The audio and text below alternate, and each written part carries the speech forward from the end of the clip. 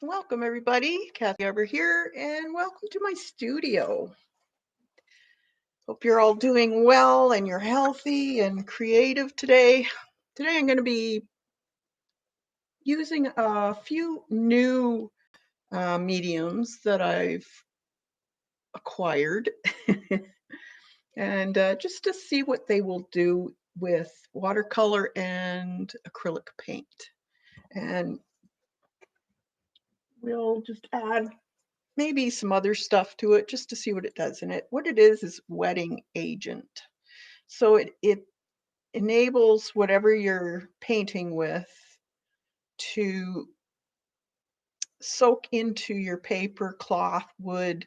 It has to be a porous um, substrate, and then it it's able to penetrate it much faster and easier. So we're going to just kind of play with that to see what else it can do. I'm going to try it on top of a gessoed surface. So I'm thinking maybe it will work like watercolor with the acrylics, a watered down acrylic.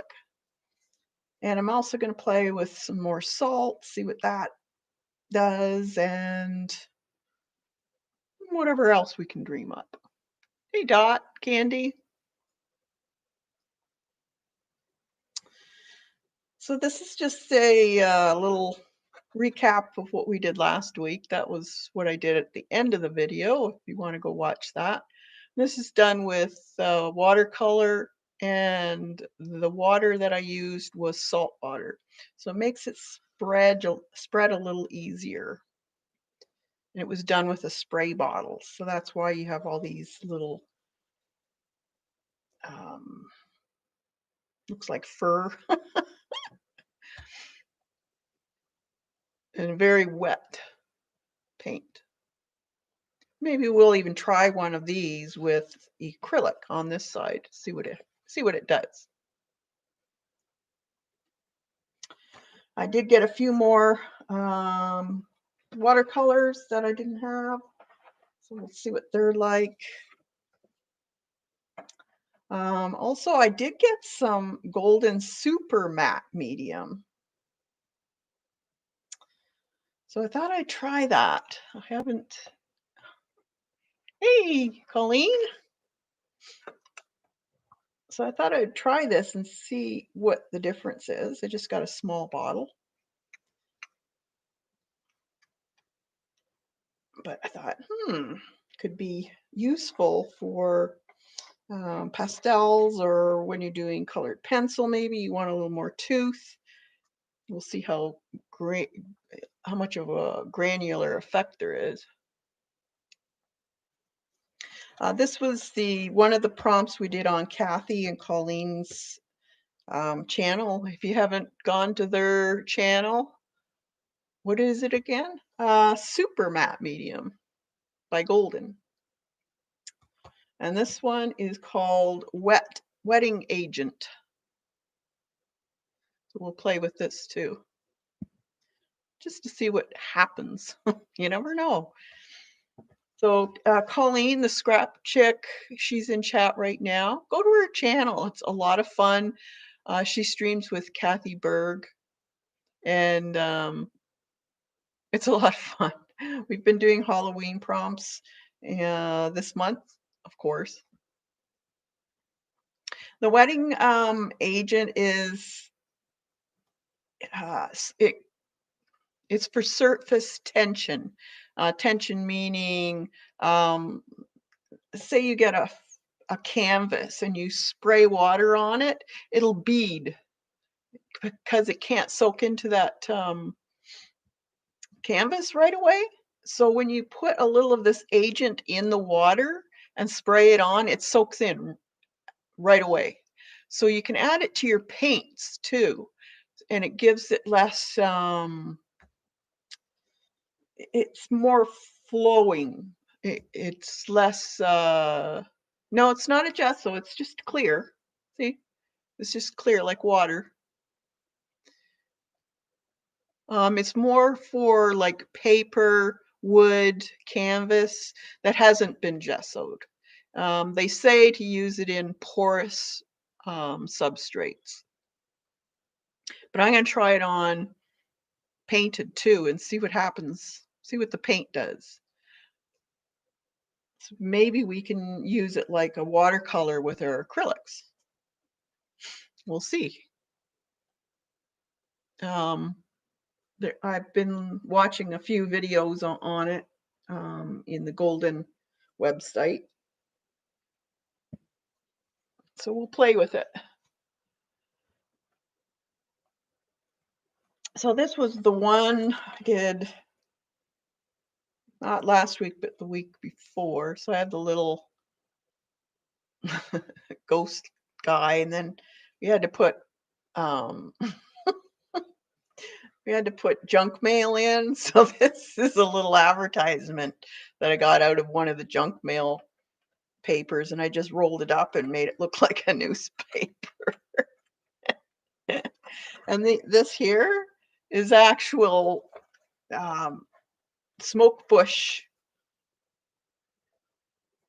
pot, or the plume you get on the smoke bush. It's kind of well, it's very, there's really no flower on it. It's just a bunch of little stems. It looks like thread almost. So I just put it on the brick wall, and this was just paste, molding paste that I colored a little bit, and then I just scratched in the bricks. And then that was the poison bottle.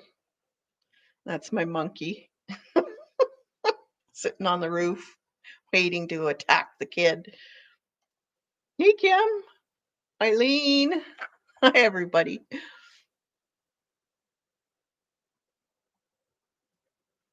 Thanks, Colleen. It's been fun. So check the Scrap Chick and Kathy Berg. They both have channels, and they both stream together on Tuesdays and Fridays at 10 o'clock a.m.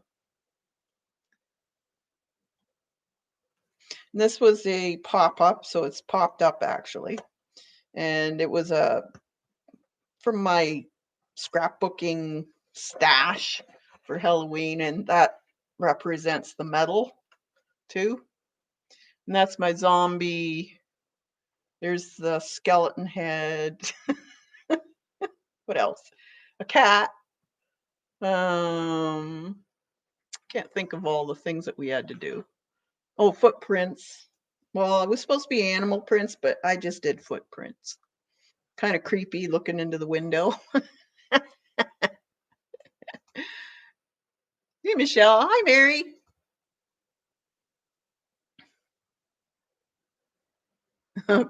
Dot's got her cap stuck again. That's okay. Yeah, so I've used my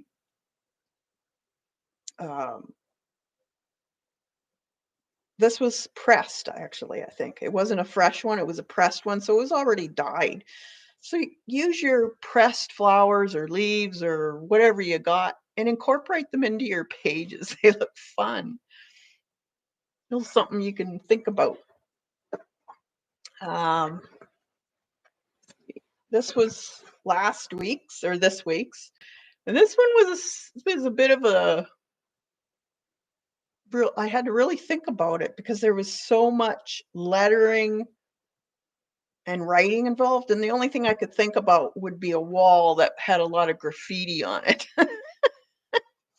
And then I thought, stencil, well, Halloween, we'll have a little girl ghost, and the dog loves her so much she follows her little puppy around. So I have all there's letters, there's numbers, there's what else was there?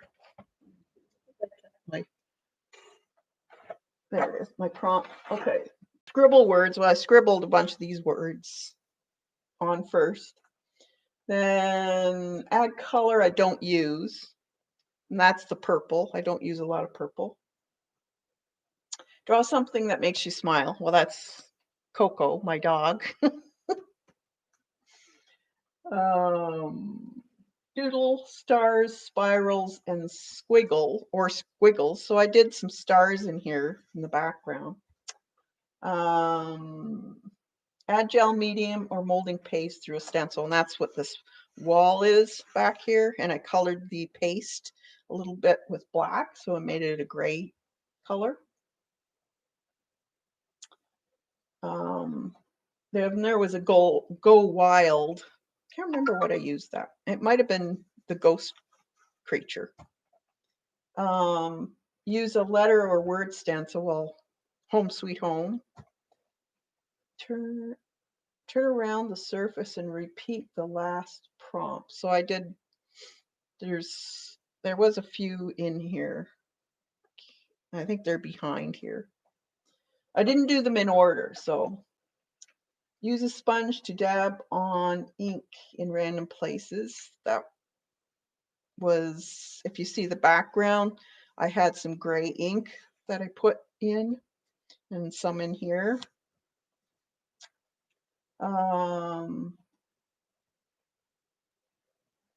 Draw, paint, or stencil punch out circles. Stenciled circles, that's my circle there. I cheat. It's kind of cheating. It's a gray area, but I think it works.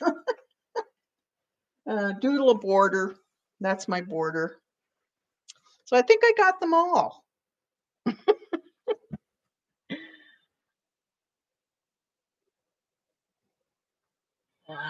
We just had a really strong gust, Eileen. Winds. Oh, Kim, are you getting some of that hurricane? Hope everyone's okay. Yes, my little Coco. Hey, Devin.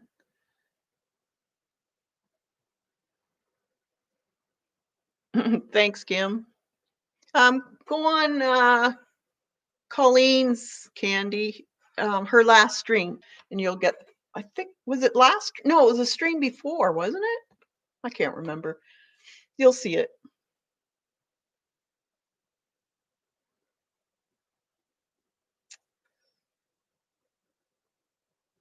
Hey, Nana. Yeah, it was fun. So I really enjoyed doing these.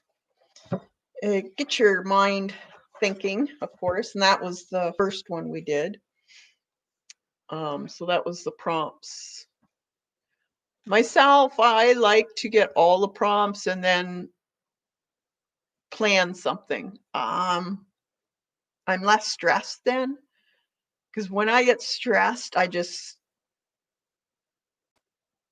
get fed up and I'll just, nah, whatever type of thing. So when you're doing the prompts, do it the way you feel comfortable with, because your art process shouldn't be stressful.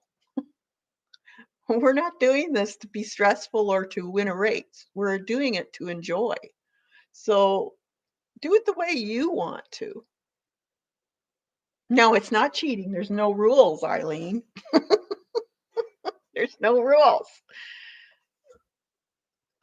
Okay, Gail. Hi, by the way. So, yeah, I enjoyed it. And that was a couple streams ago. That was our mixed media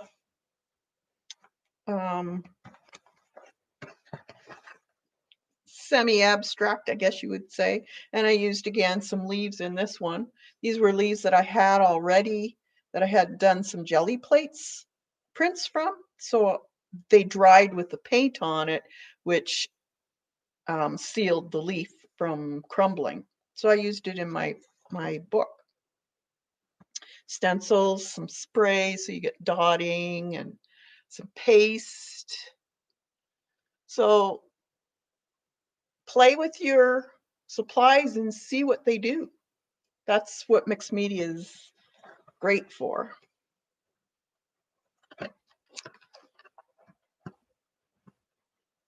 I think that was it in here.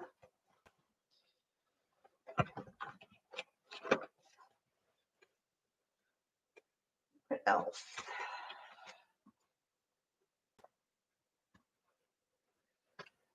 This actually tomorrow for the Blooming Artists membership, it'll be at 1 o'clock. Is that okay with Colleen and Kathy? Because if it's too early, let me know, and I can make it a little later if you want. Colleen wanted to do, what was it called? The Moon and Me, I think it was, from the new paper line. Okay, that's good. Hey, Janet. So she wanted to know how to do the atmospheric looking moon. And I don't have that paper, and I can't seem to find a picture of that particular paper. So I did find this. And this is, I found this on Pinterest. And I will give the name. Where did I put it? I must have left it upstairs. I don't even know if it's a he or she. I think it's Asian, because it's very long name. But anyways, we're going to do something similar to this. So I hope this is okay. If you're interested in it, you can still join the membership. Just press the join button below and it'll give you all the information and the different levels, and you can decide what you want to do. So we'll be doing one of these. So just thought I'd let you see.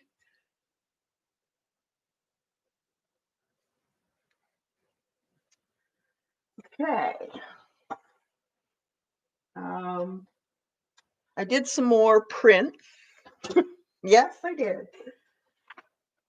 I thought, well, I may as well do a bunch more because the leaves were falling fast.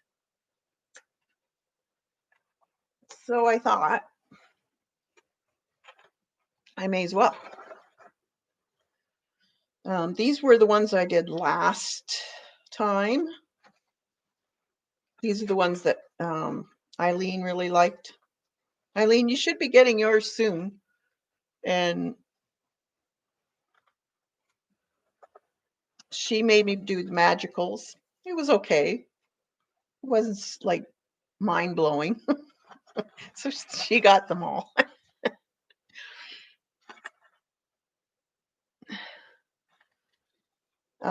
This was just copy paper. Thanks, Janet. You got to try these. It's not as messy as you think.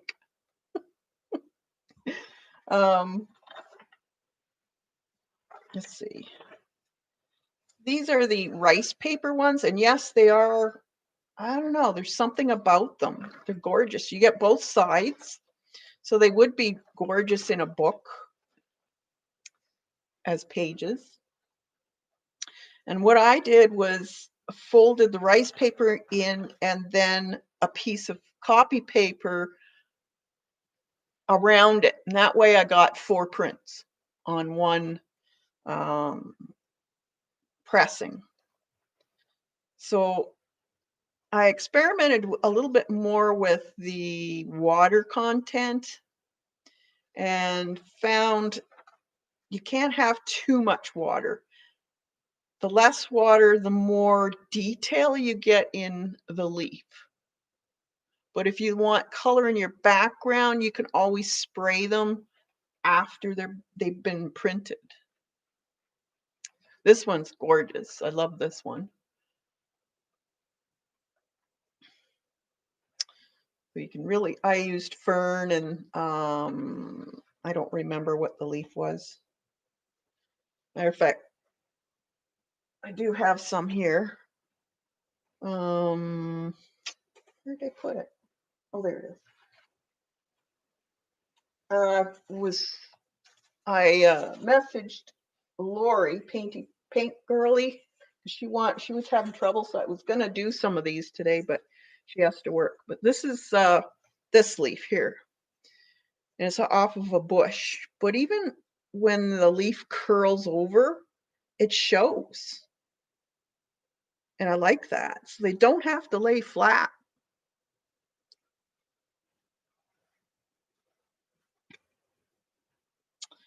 So the fern really turned out nice. And I overlapped things too. So you got a different look. Now here's one I didn't put a whole lot of water. So you got very kind of more of a less seeping and just the print of the leaf.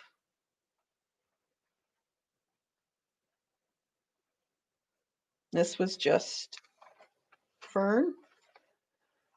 I put 3 of them on this one with different colors, but they're pretty.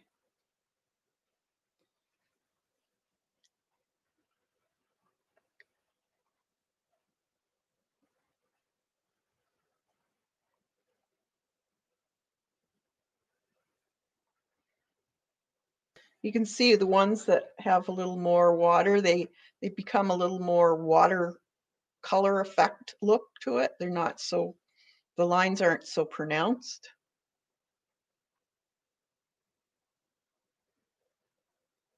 I know. I wouldn't be doing them anymore. I'll bet you this works on fabric too. Matter of fact, I got some fabric. I got some cotton that I could try it on, see what it does. I bet you could do the fabric too, just as nice. So this, it's funny how some leaves show more veining than other ones.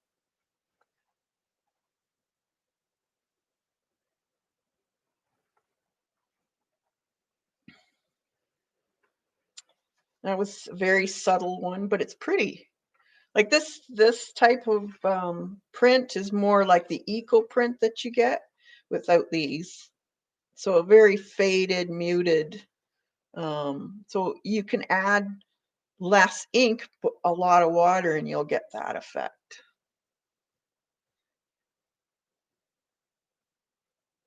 I do. I read your mind. That's scary. Scary, Eileen. This one's pretty. I love the color. See a little bit of an aqua and that really deep, it's almost a plum color, a little bit of gold. And I did spray on some of them. I sprayed with the Lindy's glitter one, and it goes into the veining of the leaves. So when it dries, you see this sparkle. Let's see if I can find one.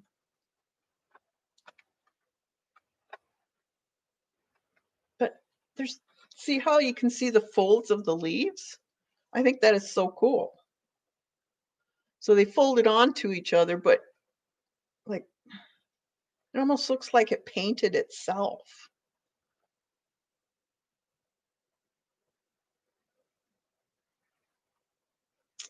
This one too. See how you see the folds there?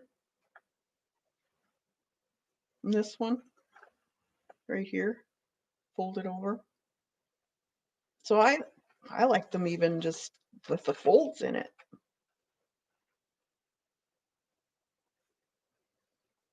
I think this one's got some iridizing.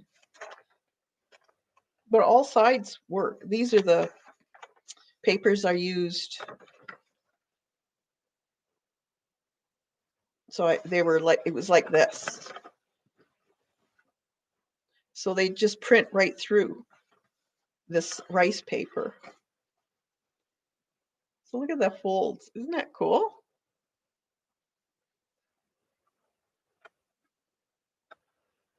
Purples, and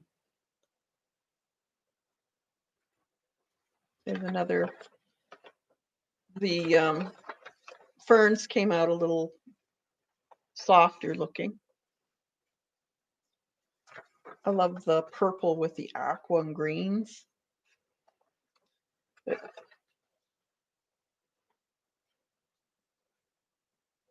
there's a leaf.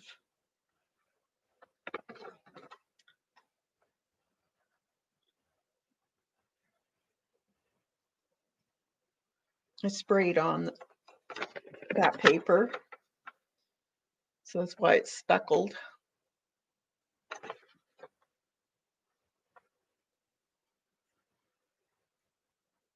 So you almost get 8 sheets out of one pressing, which is nice.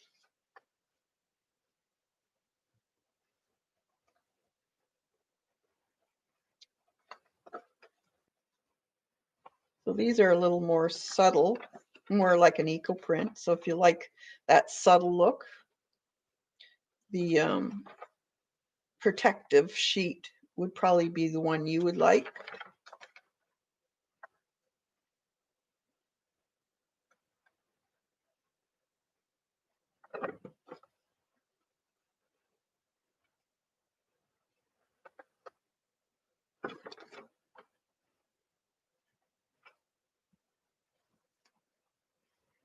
Yellows and aqua.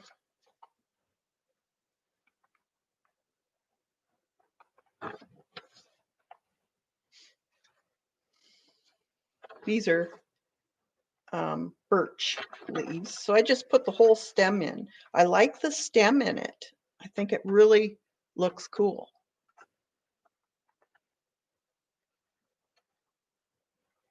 There, so that's what I did.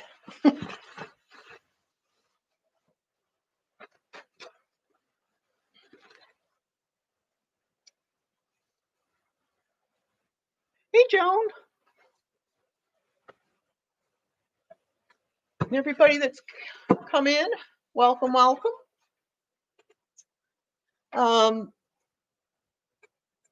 What else? I did get a few watercolors that I wanted to pick up. So I thought I'd better get them before the freeze starts. You don't want to freeze these. Cobalt Turquoise. I like QoR. Ultramarine Pink. Viridian Green. Paynes Grey. And the rest are Daniel Smith. And I got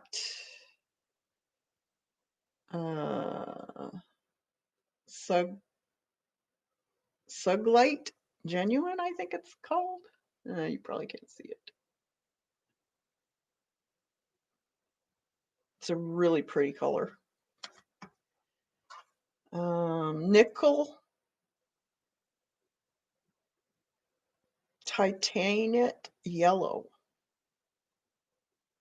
It's a really odd yellow. I liked it because it's not really a bright yellow. It's almost got a gray hue to it. It's very nice. So I got some of that. Red Fuchsite Genuine. I'm probably saying these wrong. Cascade Green and Mayan Orange.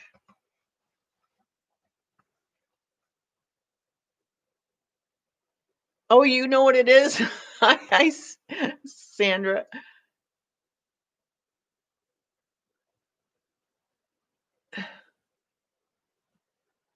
Let's see what it looks like. It looks like a mauvey color.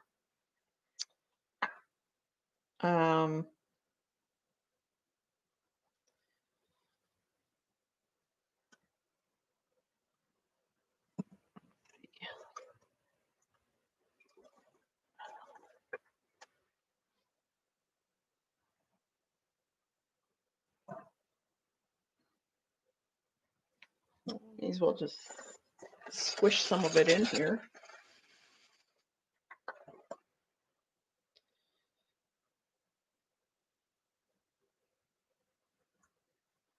It does have sparkle. Let's see. Purples down here. Oh, yes. It's kind of a grayish purple.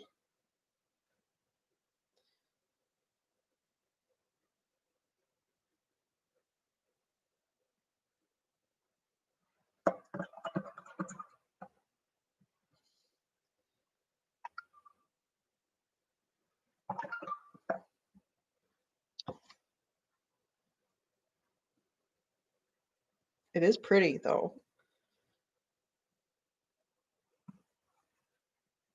Can't really tell. You have to wait till it dries. Yeah, it's not showing it. Okay, so that one's that.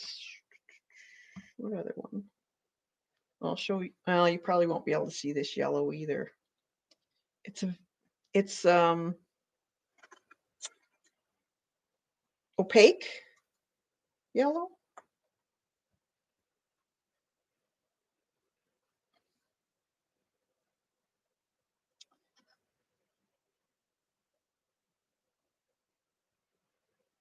But it has this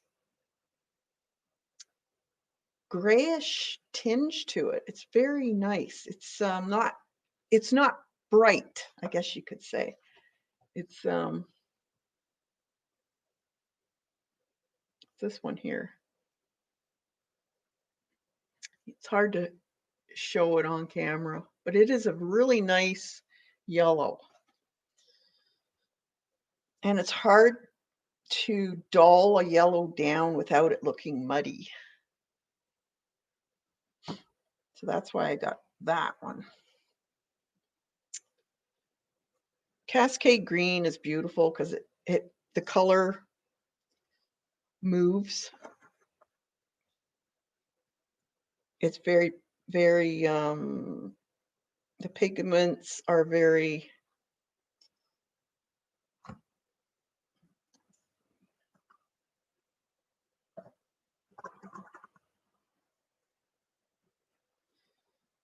take it out of the cap here.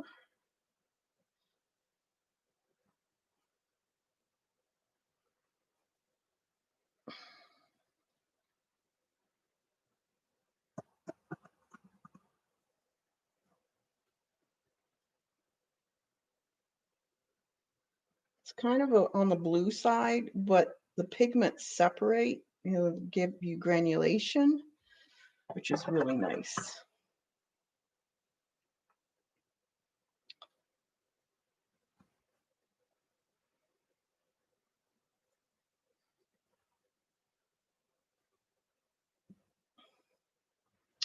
This one, red.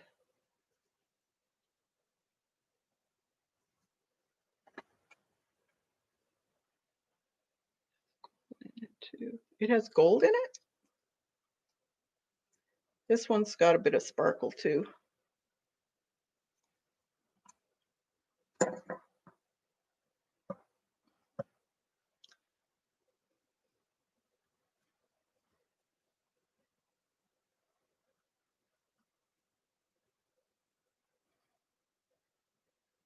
This one would be nice for portraits because of it's almost a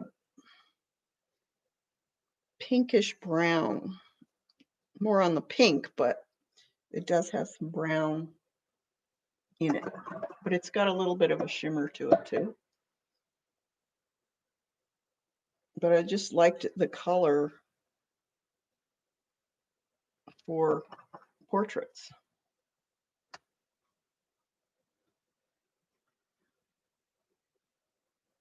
I have a set of, you like the core? Yeah, the cores are beautiful. They have a different binder than any other manufacturer. And they don't fade. They don't fade when you put it down and dry it. They stay that color, which is what I like.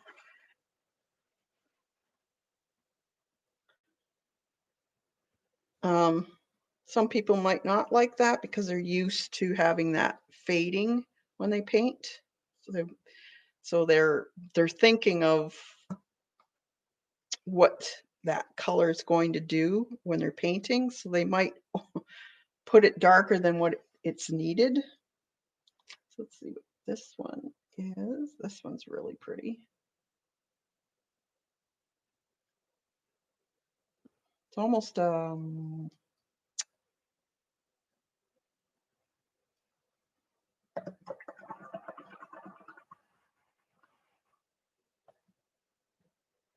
very pretty.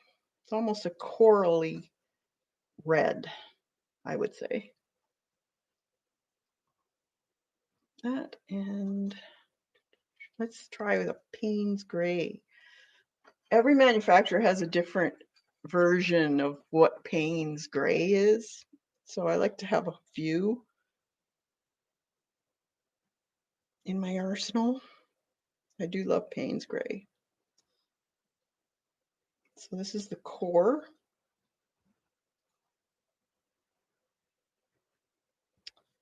We'll put it, where do we put it? Here, I guess. Dark.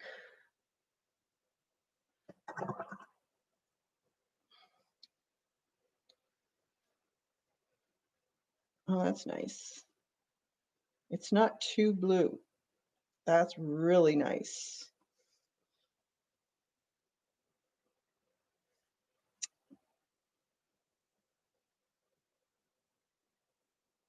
It's almost, yeah. There's the Paynes Grey in the Winsor Newton. It's a little more on the black side. They're close, but this one is different. I don't know. I like it. But you can't go wrong with Paynes Grey for sure.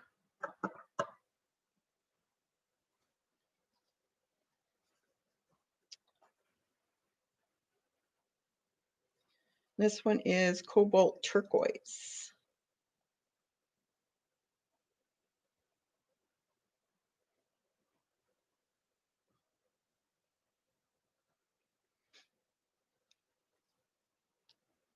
Gorgeous color.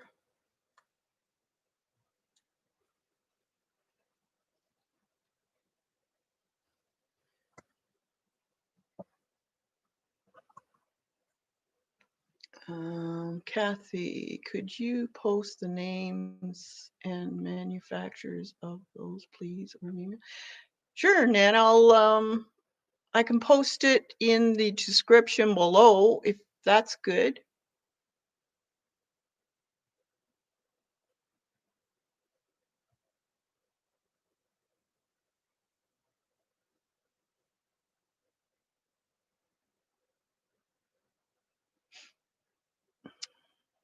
Yeah, this is a really pretty color. Let's see, put it in here.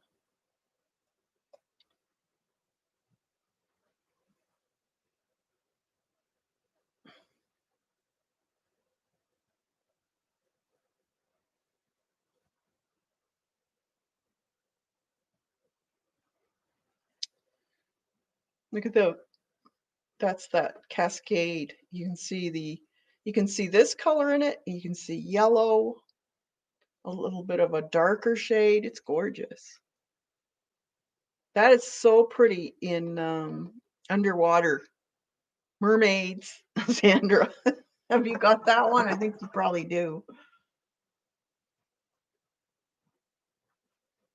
It's this one, Viridian Green. Viridian Green is a very useful color for mixing.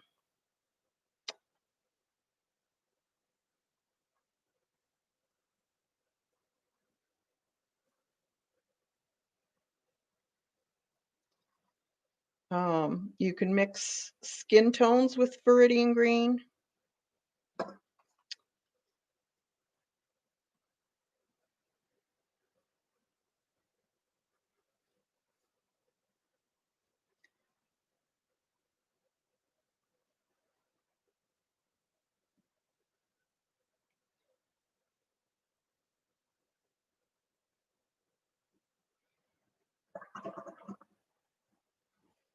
What else? And this one is Ultramarine Pink. you're going to do any kind of floral type, you'll always need some good pinks or mauves.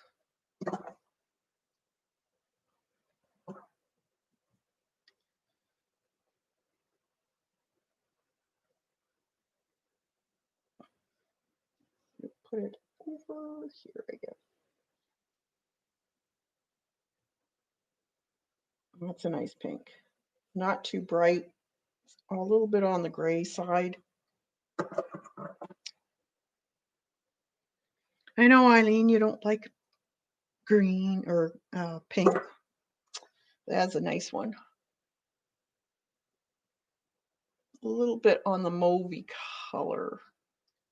I like it. Okay, so put those aside. We'll use probably some of these. So this is the bird we did the other day, and I used a squirt bottle,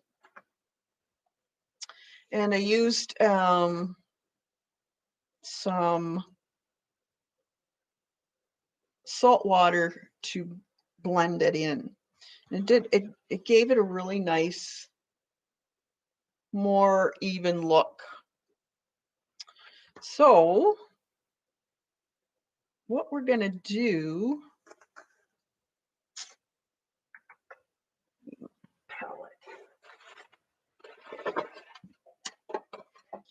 just need a palette to work on.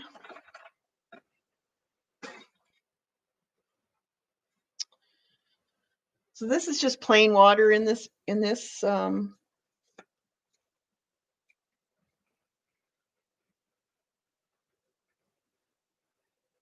so if I just do a squirt, and I'm going to use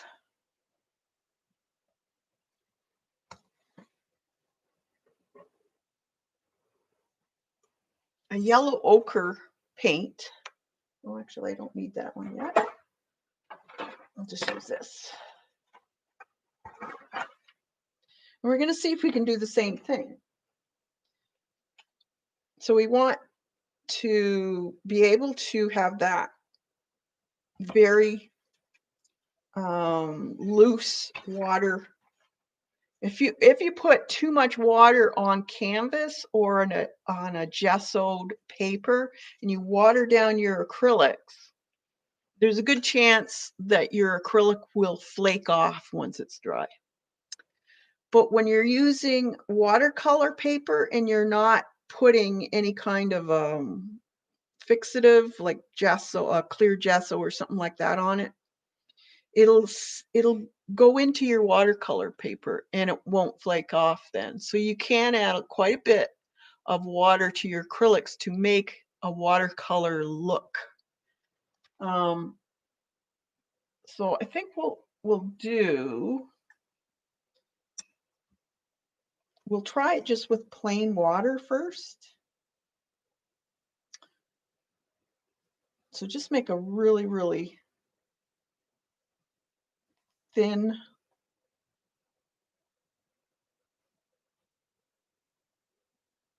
consistency, and then we'll just dab.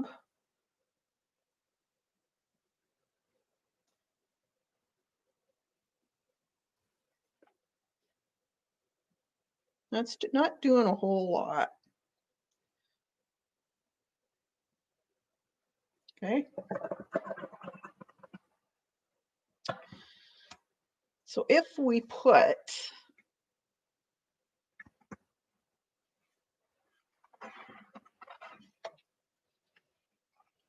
it doesn't do a whole lot. It's not really spreading. We'll see what it looks like once it's dry. So when we put a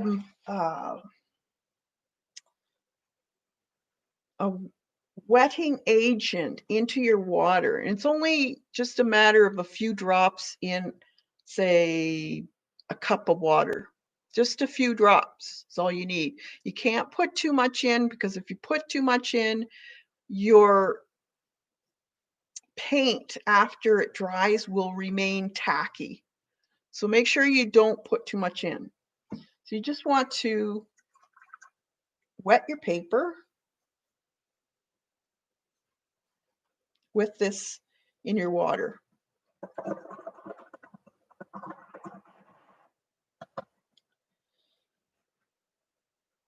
Now I'm going to try and spray a dot, and I'm going to see if this works better now. Matter of fact, I think I'll add some of that into my paint and see what happens.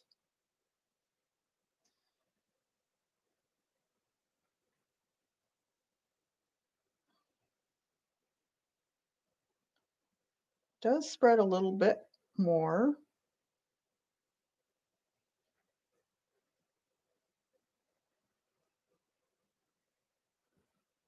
I don't have, but it's soaking right in. See, there's no moving. Whereas this, see, it's still sitting on top. Oh, sorry. So if I added water to this, see how it separated it? That's with the medium in it.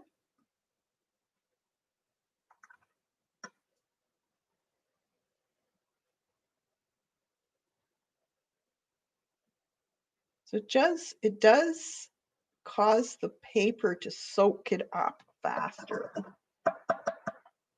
See, it's gone right in. So you can see the water starting to penetrate. So that's what it does to paper. And you can see the granular effect that it soaks in. Do you need it? So let's see what else we can do with it. Let's do some stripes down here with this wetting medium.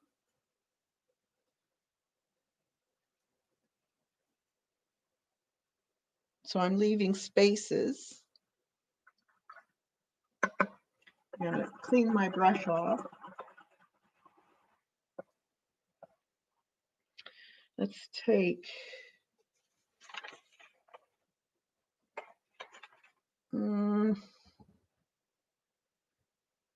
what should we do? Do some blue.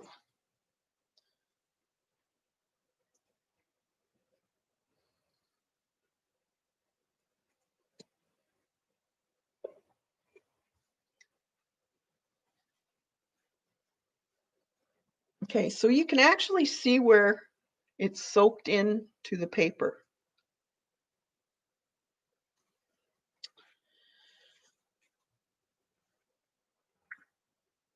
So now I'm going to, I think I'm just going to take some of this blue, and I'm not dipping my brush in the water with the medium in it. And I'm just going to put a line down and see what happens.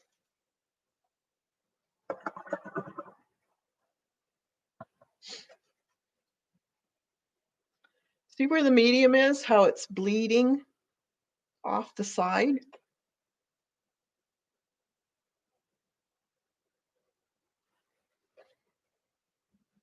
So if I spray that,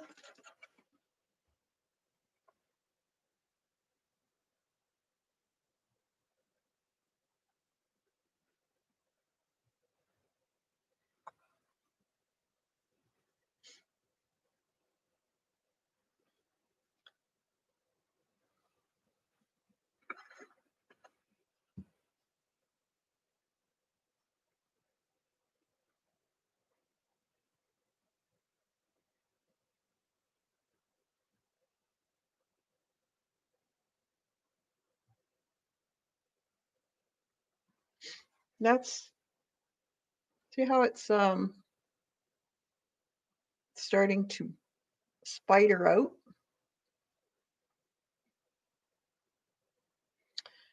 So I put quite a bit of paint and then I wet my brush with a medium, and the paint seems to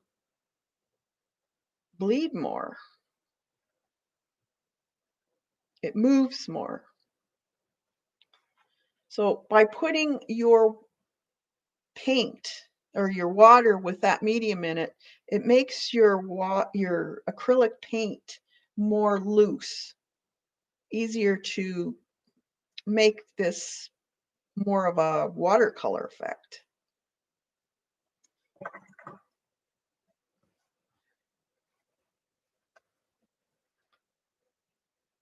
Yeah, it keeps moving. Okay, so let's see. We have some granulation medium. Let's see what happens if we put some of that in the paint. So I'm just going to put a little bit in the cap here. Dip my brush in it. I'm going to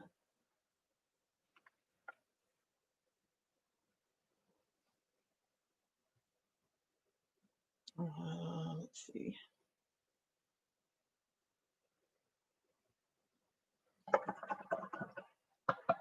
And see what it does with just it added from the brush. And then I'm going to take some of this water with the wetting medium. I'm just going to make a circle. And then clean my brush off. Take the water out. I'm going to dip my brush in the granulation medium again. And I'm going to pick up some of the acrylic paint. Let's see what it does. Does it move? It does move.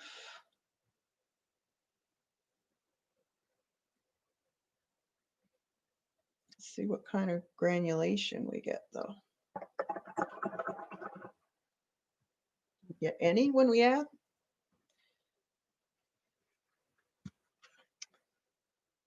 We get a little bit more granulation here than there. There is some in that, but to get the full effect, I think you have to put the granulation in it more, like right on top of it.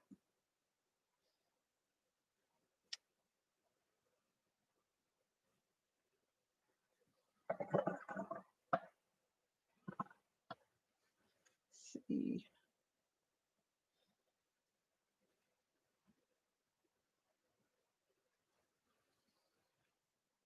Because it does take a while, so if you just splatter it on or whatever.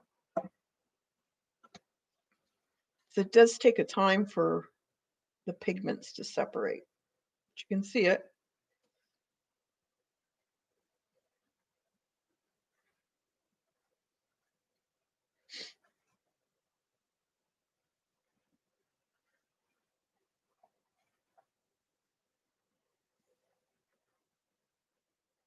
Let's see what happens with some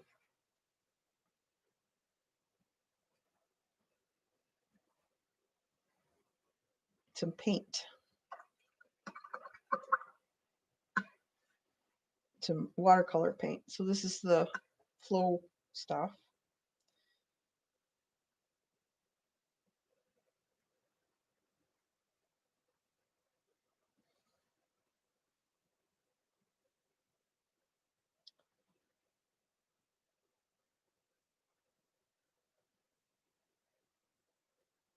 I guess it would depend on your paint too, how much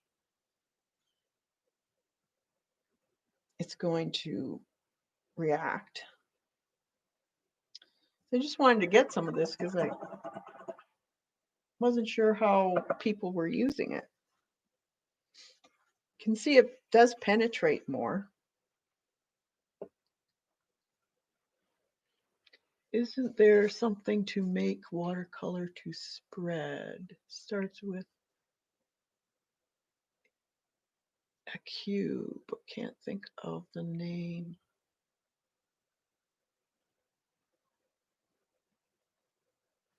Well, you mean an actual medium, Sandra? Or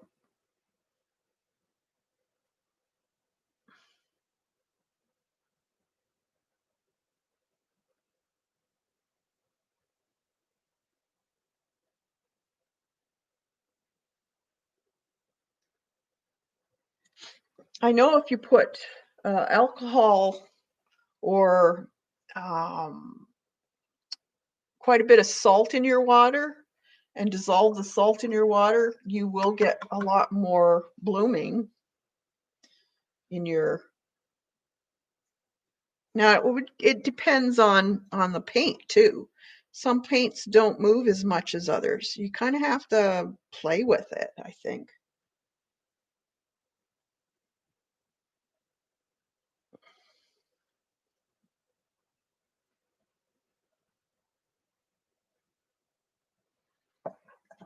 They say to put it mostly in your water, not in the paint.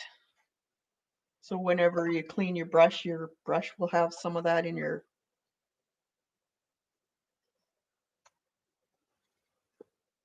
See how it separates? So it does soak into your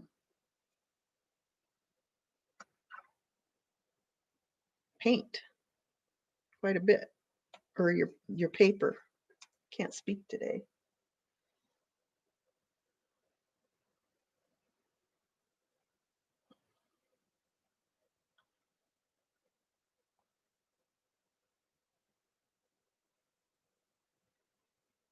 Let's try it on just to see what it will do on a piece of.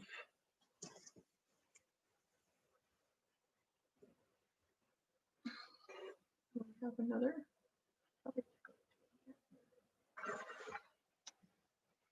On a piece of gesso, see what happens.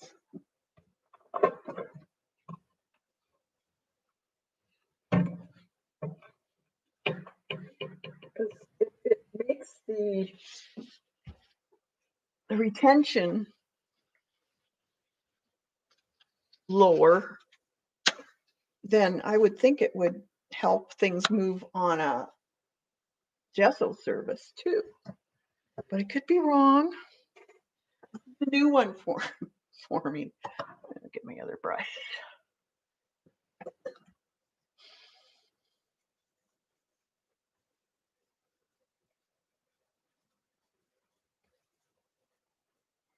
This is just plain gesso. Dry it. 2 colors of acrylic. You show us.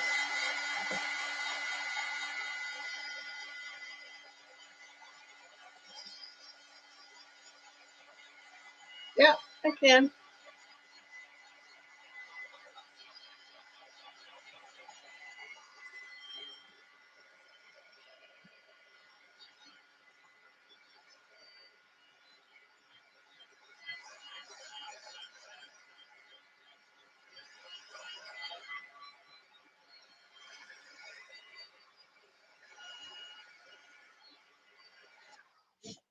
Comes in a bottle. You add it to the water. Maybe it's the same thing. It used to be called something else. They changed the name on it. Kathy sent it to your Twitter. Let me see.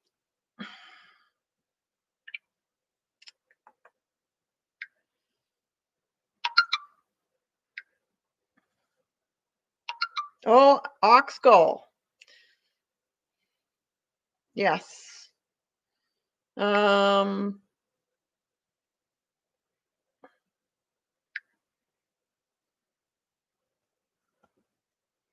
ox skull can be used. It's also a binder for your pigments. Ox skull?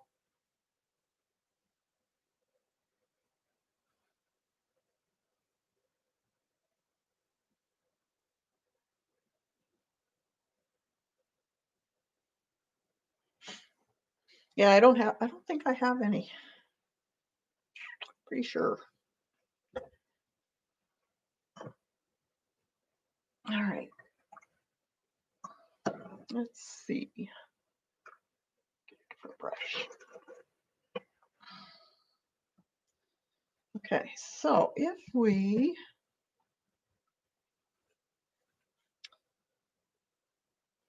put some stripes with this stuff, let's see what happens. Okay, so I have stripes coming down. So you want 2 acrylic colors. So if we put, I have some blue left. Some blue and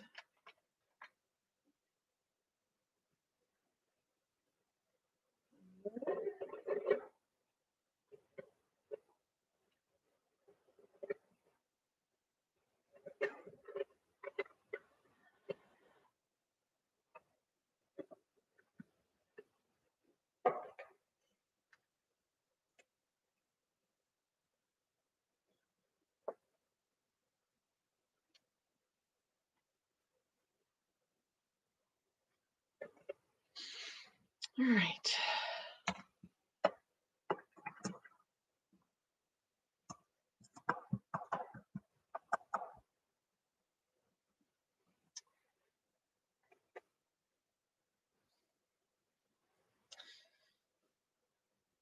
Okay, I'm going to put my brush in that wetting medium. And I'm going to take some red.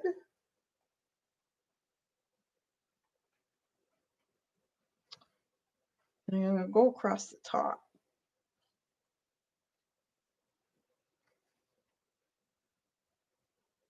Interesting.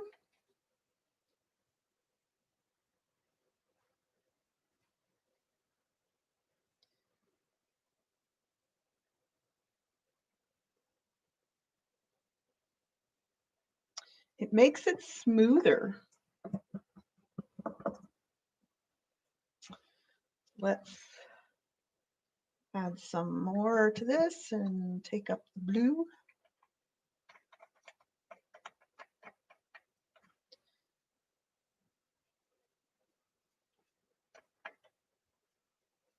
It's smoother. It glides across your paper a lot smoother when you add it to the water.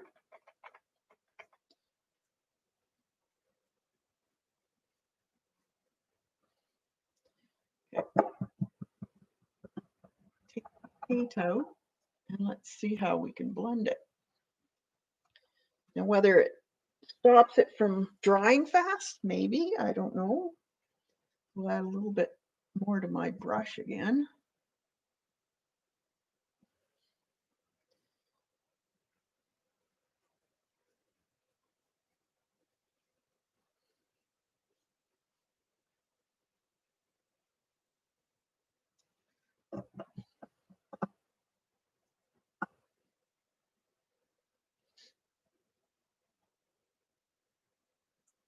Or red.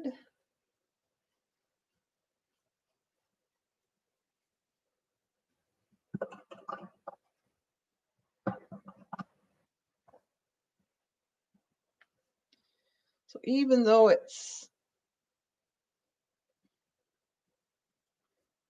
it does change the paint, definitely.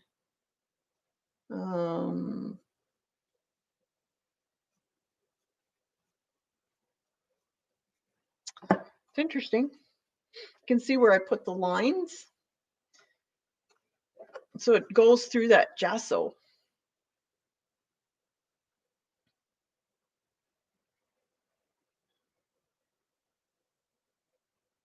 Yeah, different than glazing medium. Does it again, it stops the tension in the water, so when you mix it with your paint, your it goes on smoother. So it goes into all the little um, crevices that's in your whatever you're painting.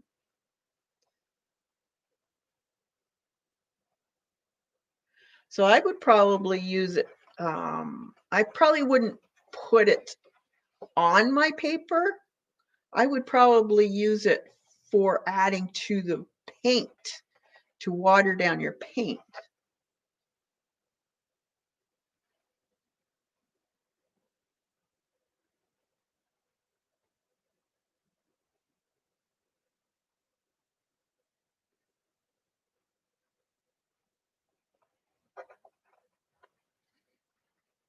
Let's try it with just the paint.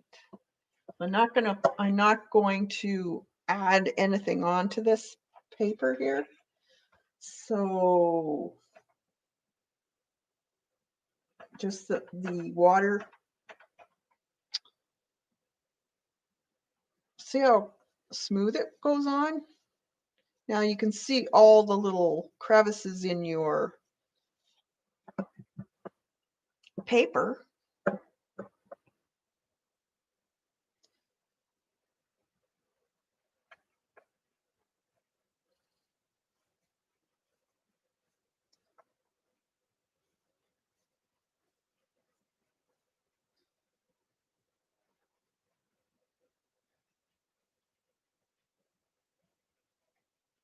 It soaks into your paper a lot faster.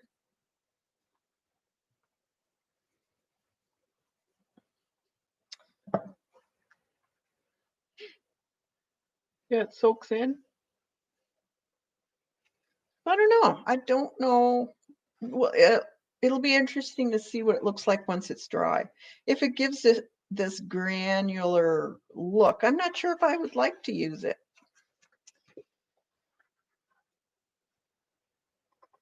And it might take a little while or a little bit longer to dry because it's penetrating every little bit of paper.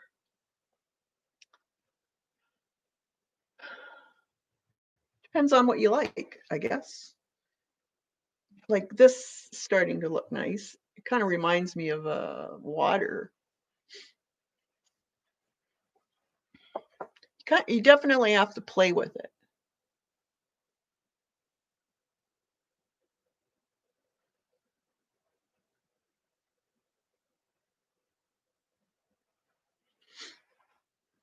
So we'll see what happens once these are dry. Okay.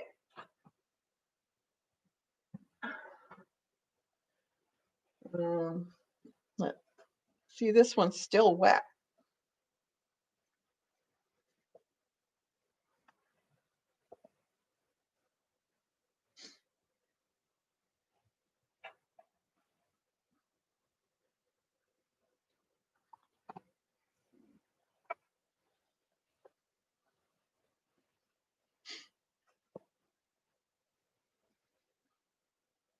These aren't bad.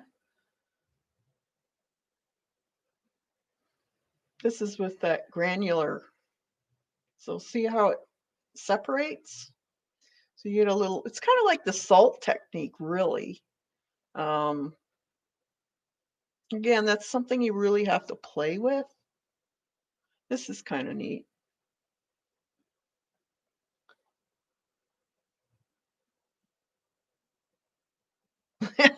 You're gonna make Colleen to play with it.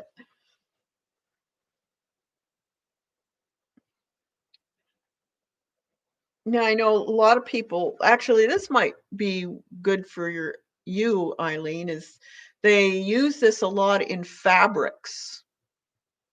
When you're painting on fabric with the acrylic paint, they use it because it goes right into all the fibers. So it would be a great thing. So if you wanted to paint on a bag or something like that, like cotton or whatever, something that'll soak up the paint. The paint travels into those fibers more than it would if you didn't use it.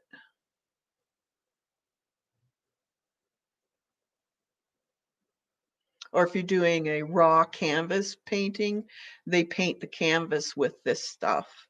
And that way you don't get so much of that white speckling look that you get. And it's hard to get into all of those little crevices. This will go into it. So we'll see what it looks like once it's dry on that other piece of paper.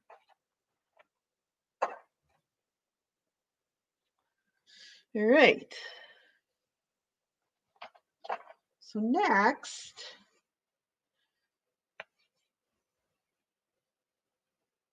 where did I put that? Oh, there.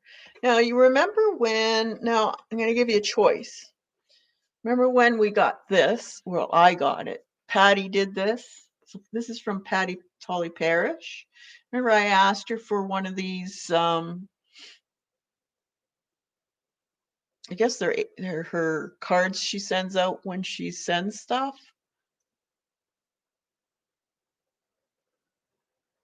I'm not getting out my magicals. You can ask Colleen to do that.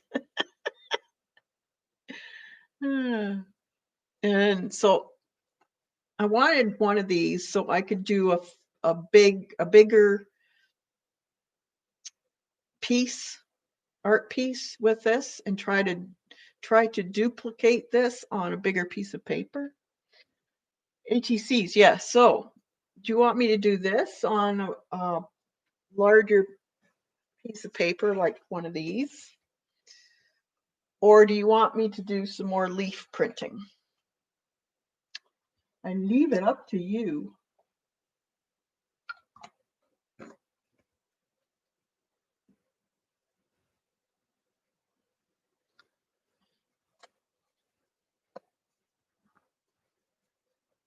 Oh yeah, I wanted to try this too.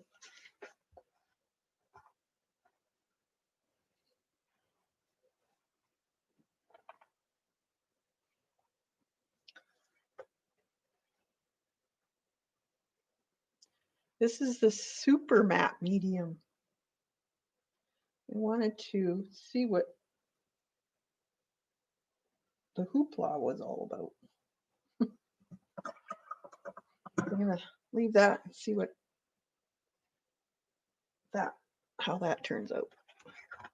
Leaf printing. Yeah, our abstracts are so cool. The nice thing about abstracts too is it's so easy to convert an ATC. Sometimes people get really stuck on doing abstracts because they're not sure about the composition, about contrast and balance, that type of thing on for an abstract to look cohesive, I guess you could say. So they really get hung up on that, and they don't like pretty well 90% of what they do, but they can't figure out why there's something about it they don't like. Oh, yeah. So the best thing to do,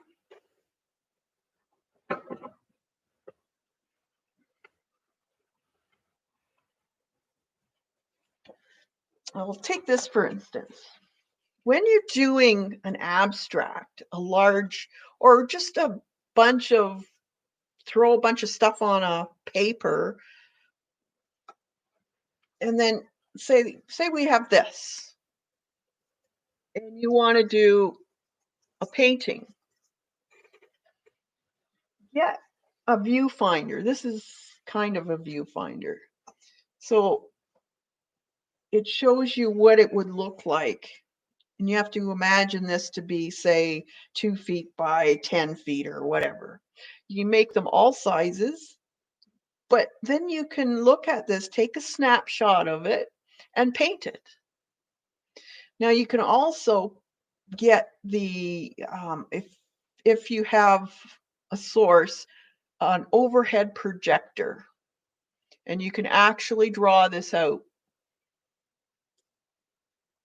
And you just have it project onto your wall on a piece of paper, and then that way you can make it whatever size you want. You can also get those, let me see.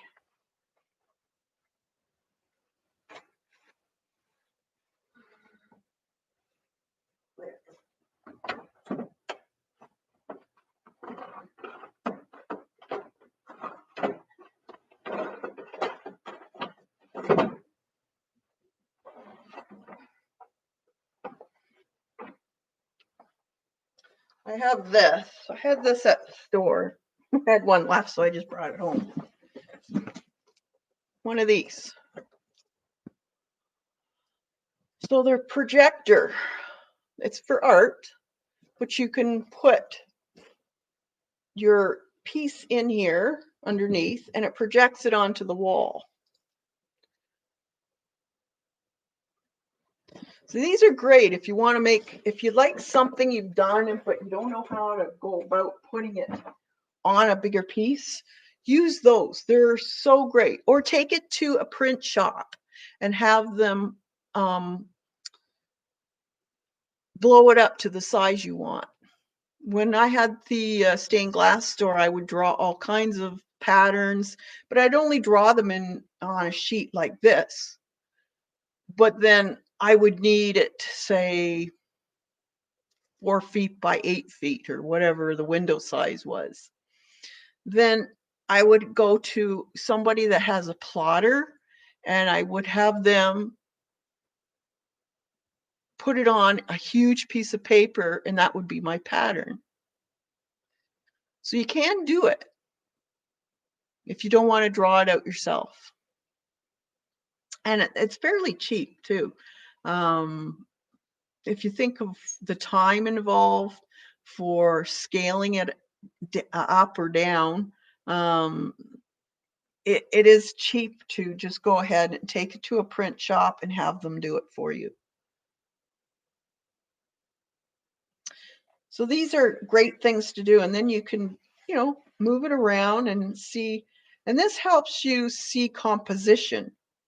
So it teaches you what you like and dislike. Now, it's weird, but your mind's eye will tell you if that works or not. That's why when you do a piece and you look at it and you say, no, I don't like it. I don't know why, but I just don't like it. So go around with a viewfinder and figure out what's pleasing to your eye. That way you can take a picture of that or cut it out or whatever you want to do and duplicate it. And you have a for sure painting that you know you're going to like. So I just thought I'd tell you that because a lot of people get hung up on where to start, what to do, what colors. So look at your own art and redo it.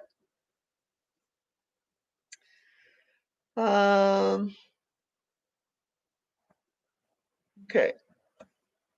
So Eileen wants to do some.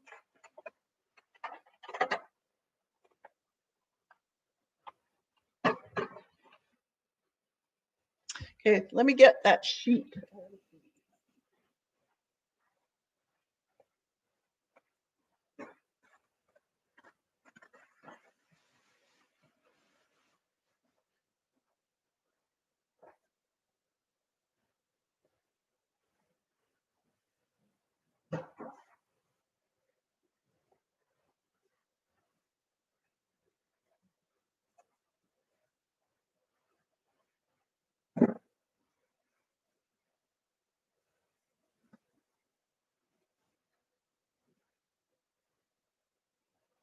That's the cut a piece. Old, very old quilt.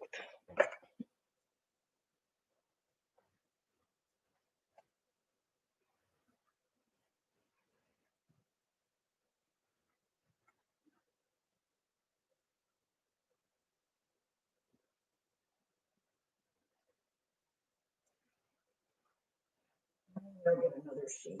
That's too thick.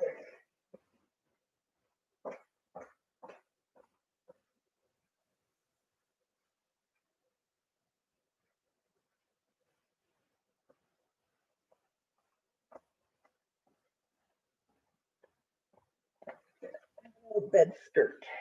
One of these, the lace on it. That has been used for other things. So we'll use a piece of this.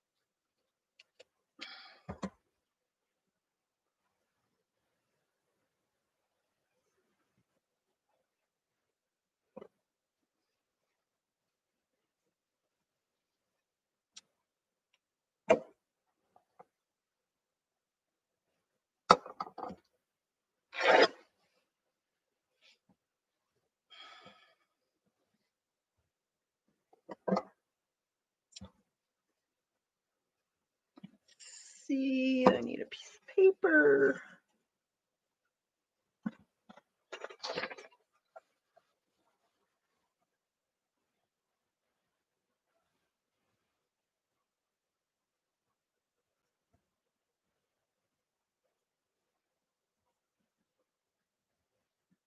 That. Oh, probably about there.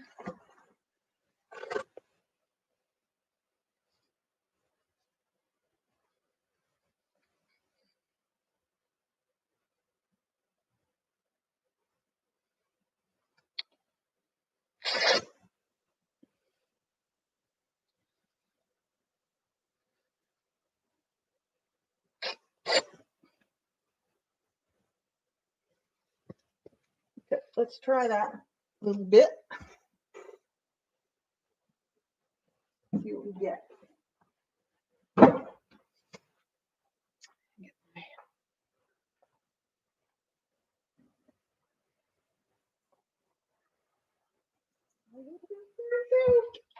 It'll be awesome if it does. There.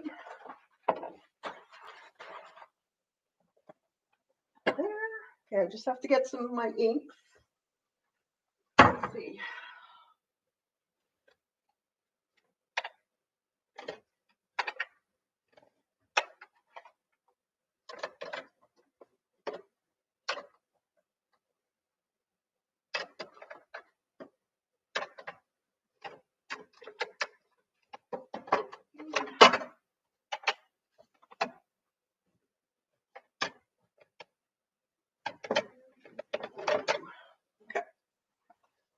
Those.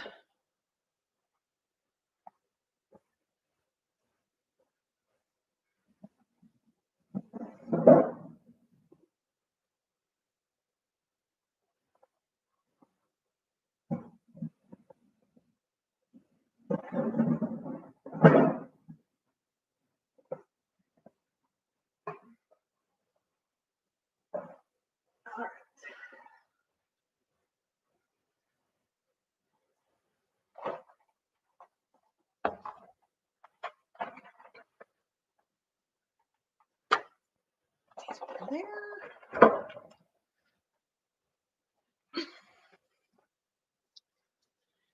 All righty. This will be interesting. That aside. Better move my paints away so they don't get sprayed. We're going to put these over here for now.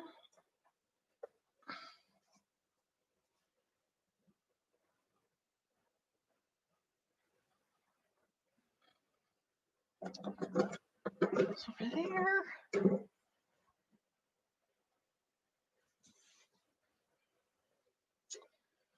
Yes, this will be interesting. So we'll have to try some a little drier than others, some with a lot of water.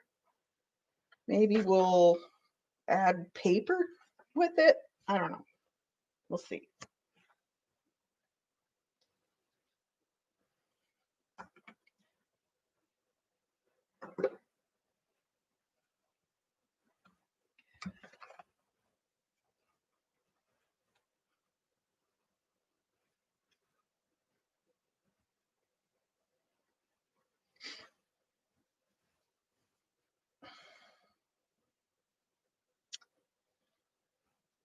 This way, I guess. Yep. I don't know. Maybe this way. Yeah.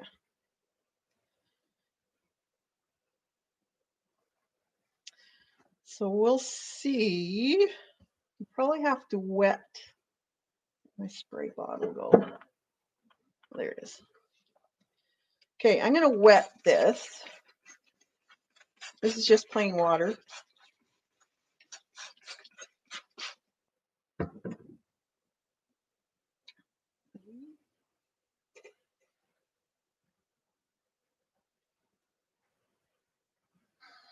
This is just a black lace elderberry. So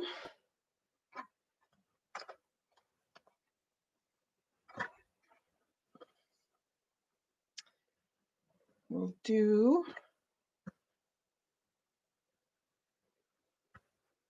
just lightly tapping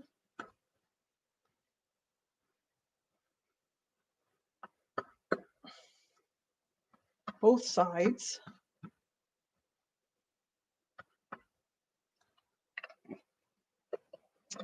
So yellow and maybe a little bit of green on the tips here and there.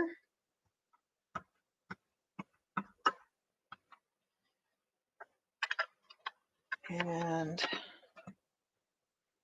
some of this wild plum down the center. On the, just a bit here and there. All right. Then we'll spray it with some gold. This is Moon Shadow Golden Double Blooms, or doubloons. Oh, I bet. Ah, geez. I gotta get a new sprayer head.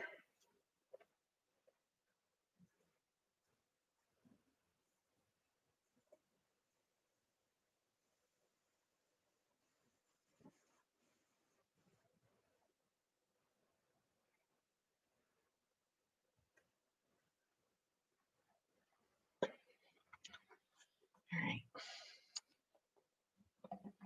Clean that one.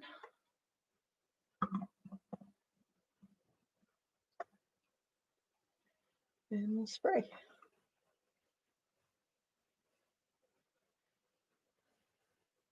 All right, now I'm going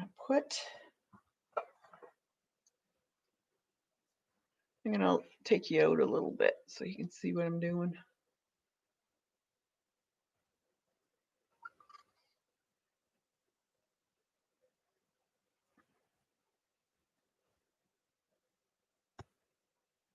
All right.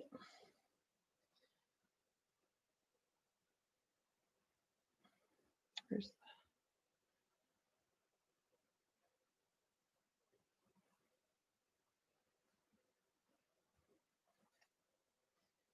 okay. I'm going to put this paper on top. Okay, I'm going to put it through. Do you want to see it go through, or can I do that off to the side? I guess I'm running out of room.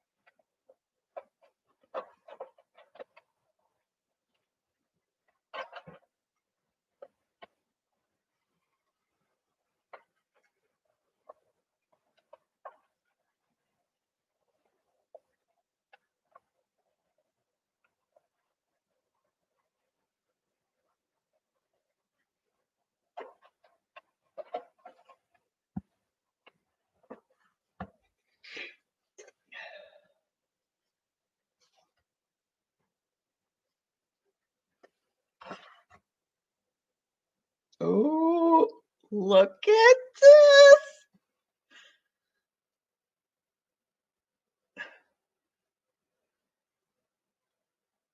Oh my goodness.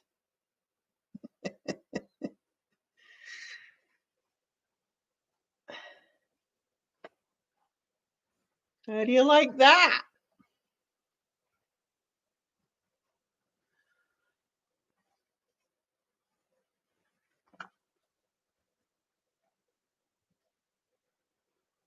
Beautiful.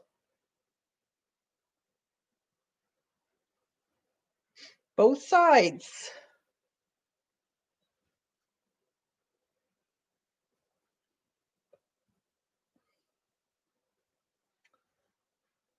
Oh, get your old sheets out, people.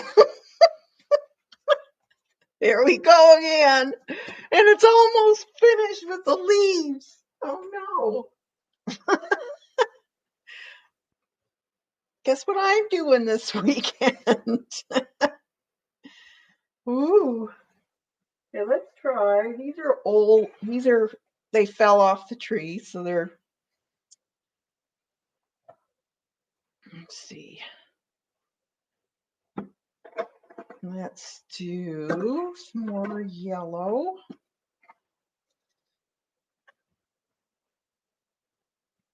I should do it on this.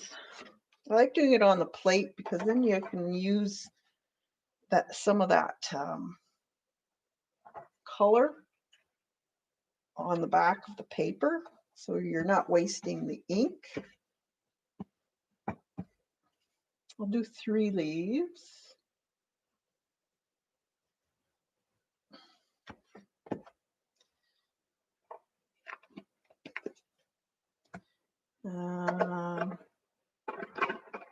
Maybe a little bit of this blue on the veining. Let's see. Just lightly touch the back.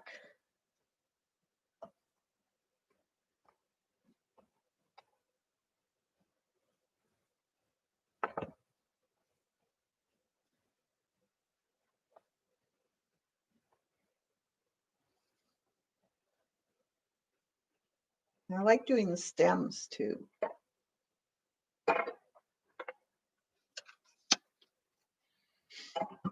Let's see. We can spray it with some of this Lindy's.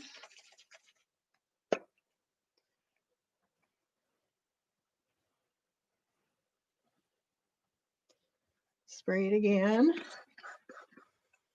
This time I'm going to spray it just a little bit, see what happens.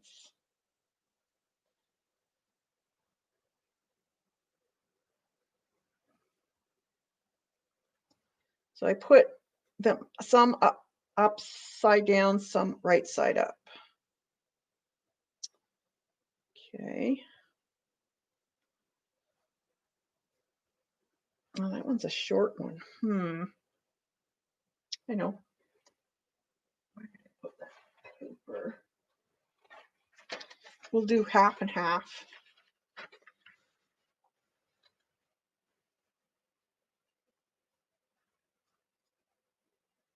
So a little bit of rice paper on there.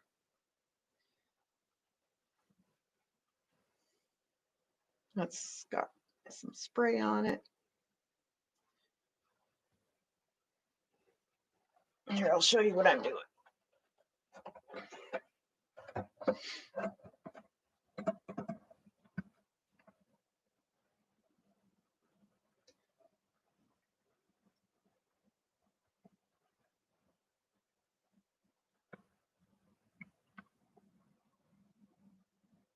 I'm going to go through a couple times just to make sure it's, because this one, the leaves were flatter.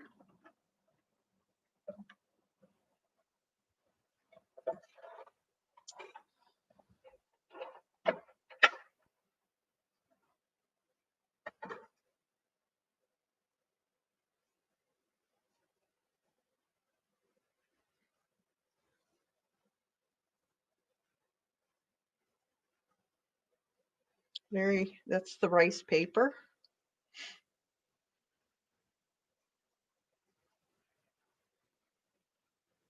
So this is very subtle.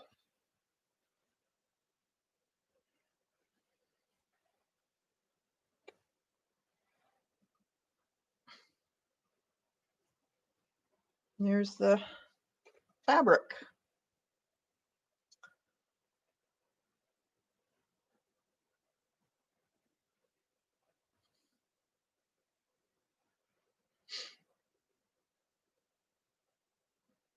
So it depends how much, how much ink you want coming out. This is more like you'd see in an eco printed.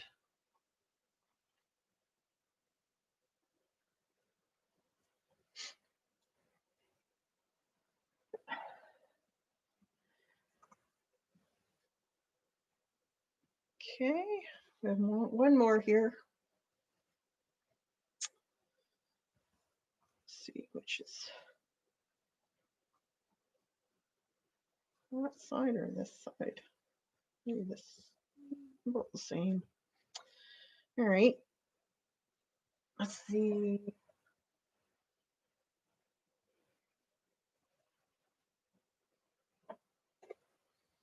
I'll do some of these.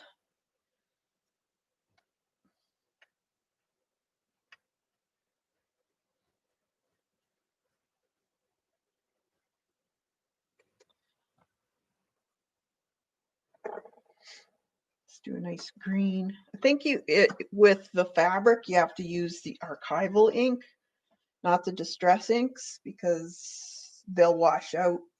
Although you probably won't wash these per se, but it's up to you.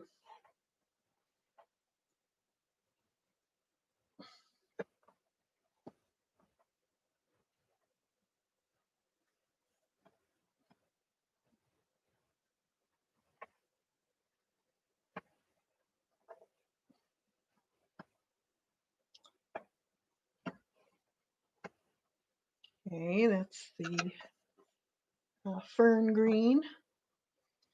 Maybe put a little bit of yellow on the ends, or maybe on the bottom. I just kind of tap them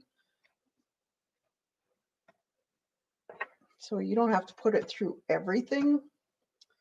You can do different colors if you wanted to also. What other color we want? Maybe some of this soot. Let's see what this. I'm just going to go along the veins and see what happens.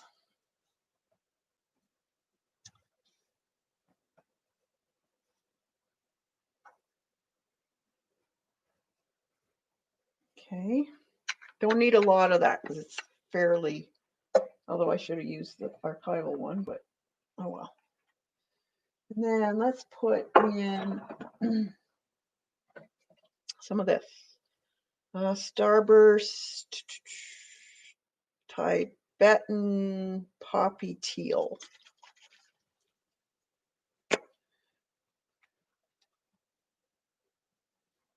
I'm just going to splat here and there.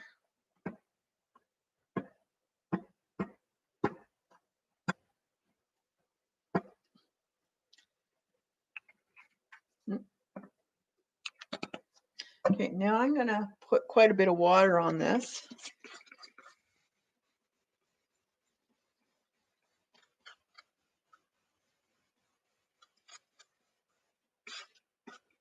Now you can spray this too with Lindy's. Here's some, let's see, Starburst Grab a Guy Gold. I'm just gonna, then I'm gonna just place them upside down and right side up.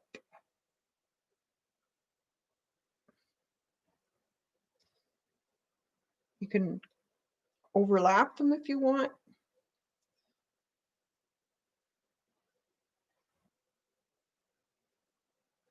a piece of rice paper. Let's see what, maybe we'll wrap it. No, just put it on top. You could wrap around it. We'll just do this. Okay.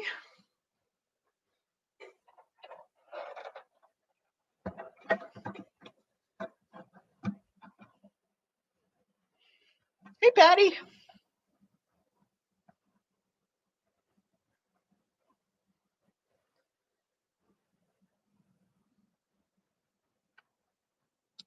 I'll go through a couple times.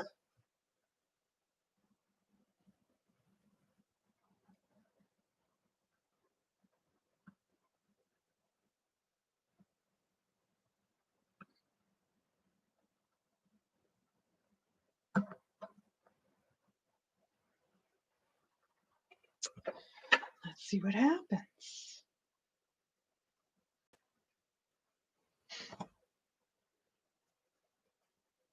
Oh, this is going to be a nice one.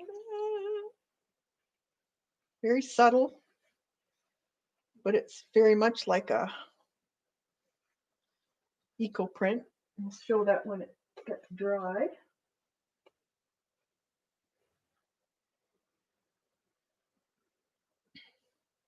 Ooh, nice one. Oh, I love it. Look at that.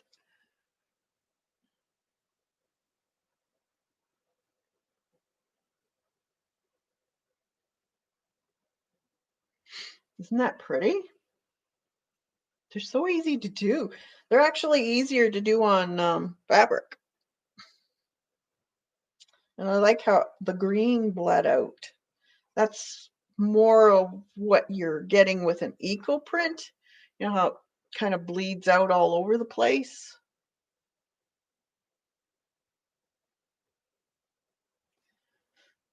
So both sides, one's a little more defined than the other.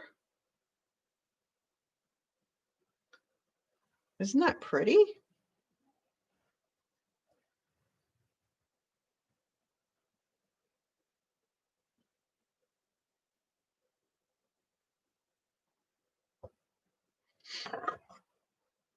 So these would make really cool,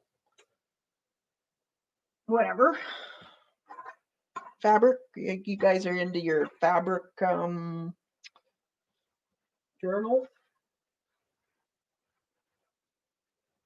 Where did I put that? Just cut a bunch of paper.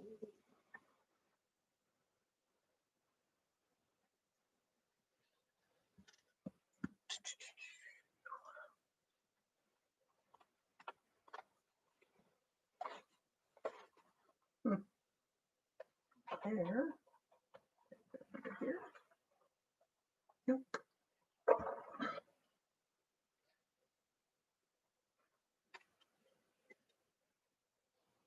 don't know where I put it.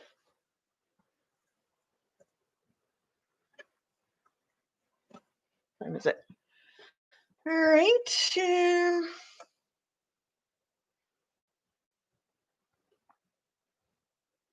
Oh, there.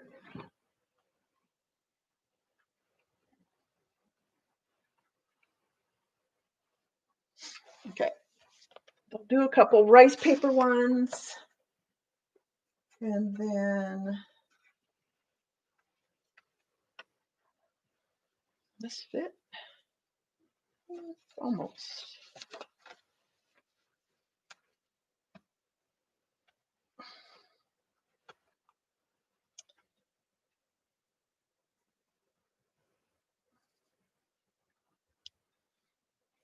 Yeah.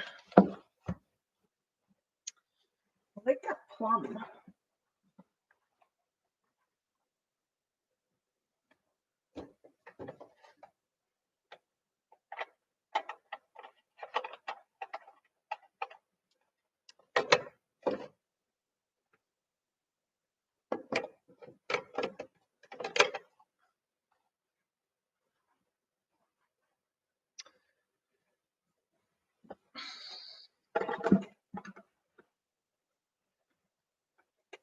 This is a really nice color to use, the eggplant, and this is the other one,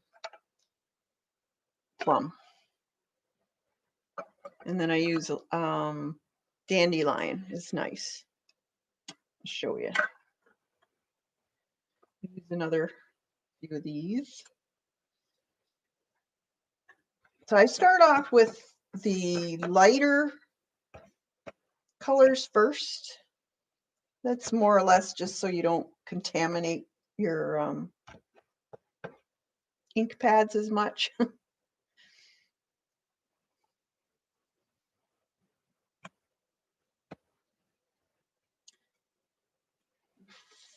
Or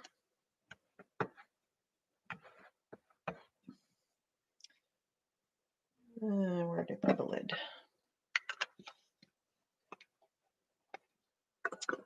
Then we can do a little bit of the green,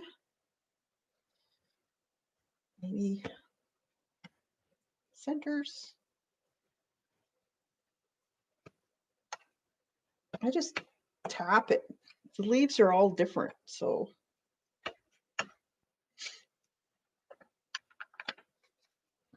and then let's do this plum. So I like doing this one last, just down the leaf veins on the back, and sometimes I'll put a few little marks on the front, but and I don't spray my paper as much. I just spray a couple sprays. So put that one there.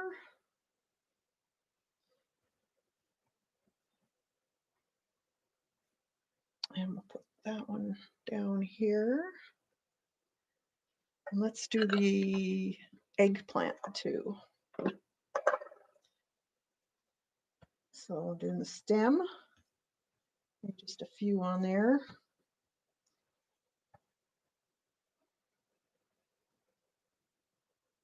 I'll do that back. Like that.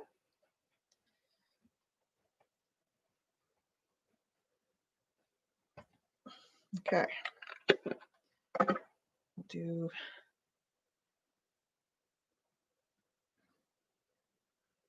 so. And I'm going to spray some of this gold again.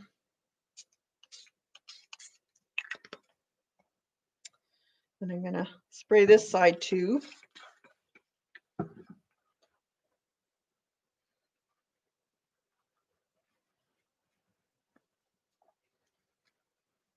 It's a little bit too. I'm going to spray this. I'm not going to waste it. This is when I get a little piece of copy paper.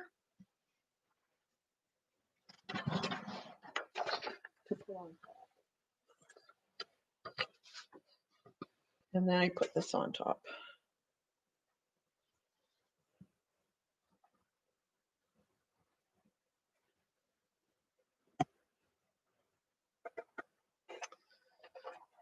The rice paper is really awesome doing. Yeah, it is. Put it in and roll it.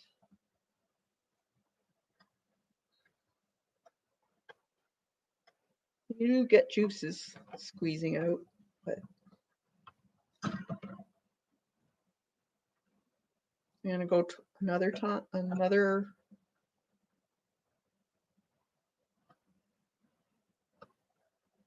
Back.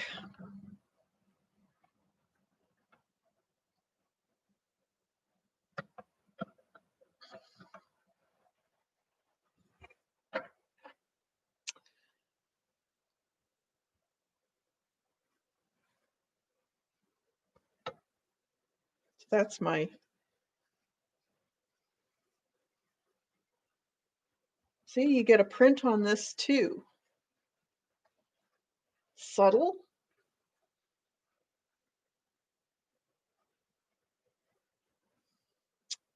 And this is the rice paper.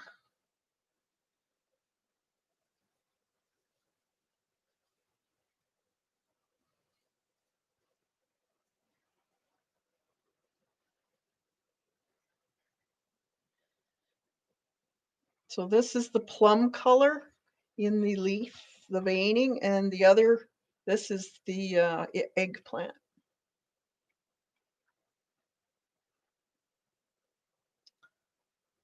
Isn't that pretty? So you have the copy paper and you have two of these.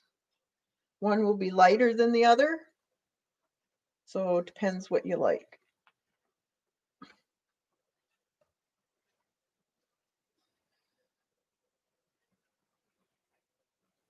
So this is the lighter one, but it's still pretty. And you could spray after, spray this with another color or tea dye it if you wanted that.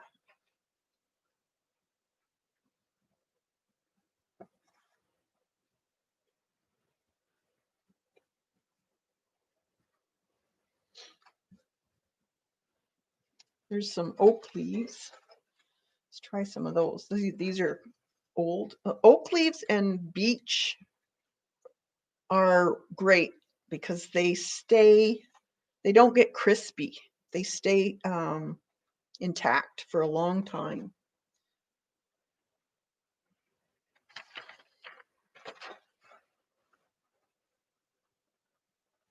So let's do this one and let's wrap it.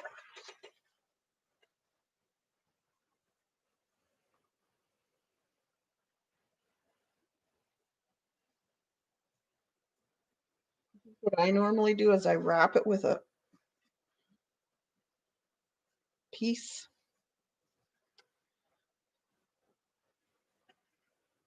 Let's put that there. And what we want to do with these.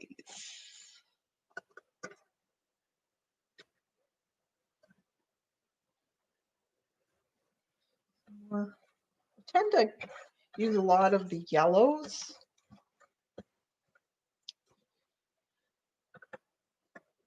Yellow and green, I guess.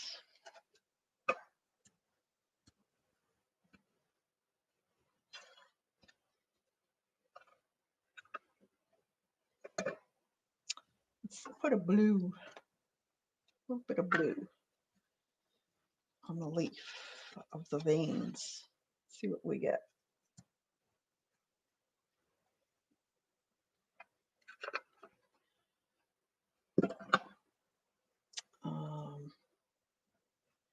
Do this one.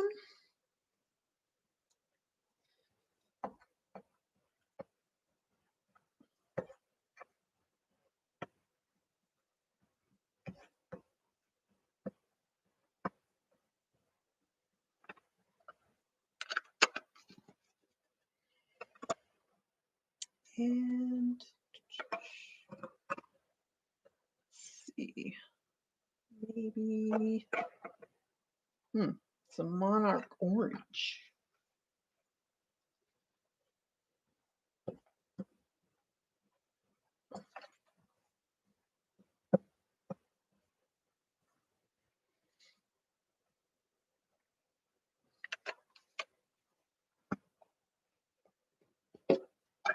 Some eggplant down on the veining and stems.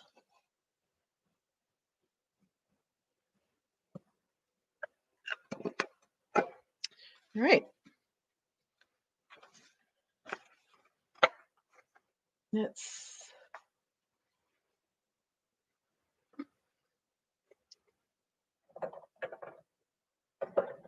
spray this with some light green.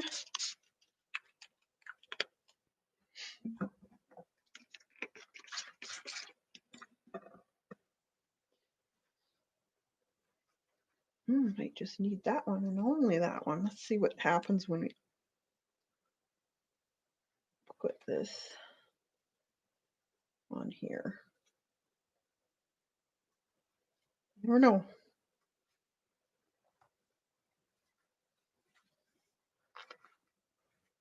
It's just something you have to play with.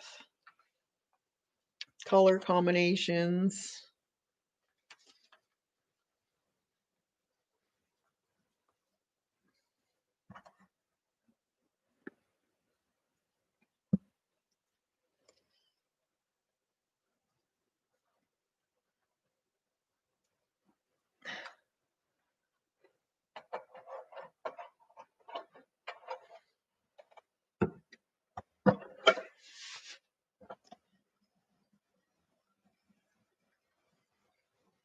You hear it?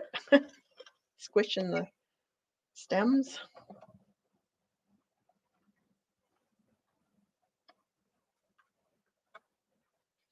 I don't think this one needs to go twice. I can already see it.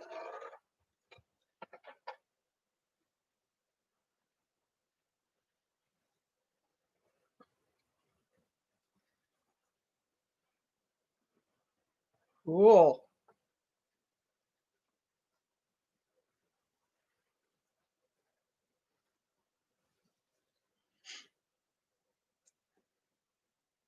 That's neat. So you can see the oak more on this side than that side because it's overlapping. That's the nice thing about overlapping stuff because you can get different looks. Okay, and that's the from the Copic. Isn't that pretty?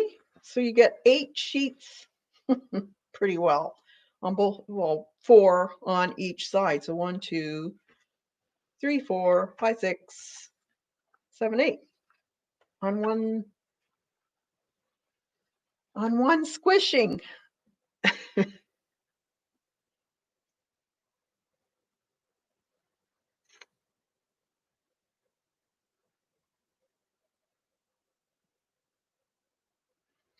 I like this. See, this is more nature looking with the greens and the reds, that type of thing. Depends on the look you like. It's funny how the color changes from the rice paper to the copy paper. This has got more blues in it than this one. This is more purpley. It's interesting.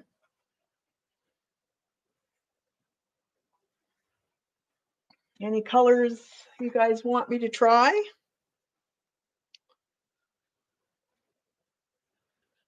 So fast to get such awesome papers. And yeah, I know. What, like, I guess they like boiling stuff. Me, I don't, because it degrades the paper, makes, and you don't know what you're going to get. A lot of times they're just very faint. If I'd have known about this, I would have been doing my flowers, all kinds of stuff. Blue, greens, and orange. All right.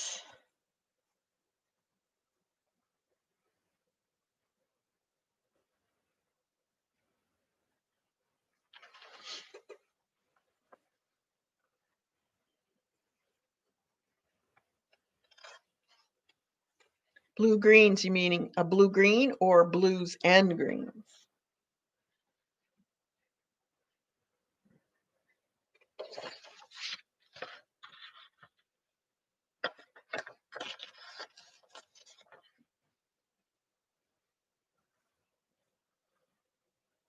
Blue and green. Okay. All righty. So let's see. We have a nice. Let's see.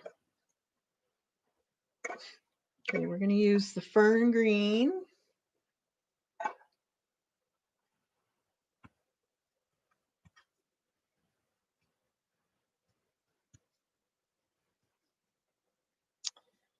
And let's do a bunch of these all at once.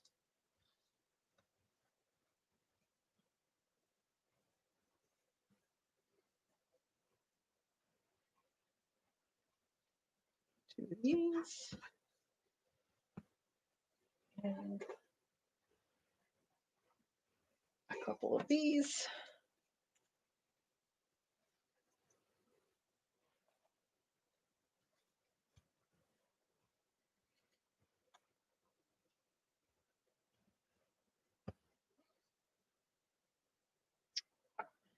And a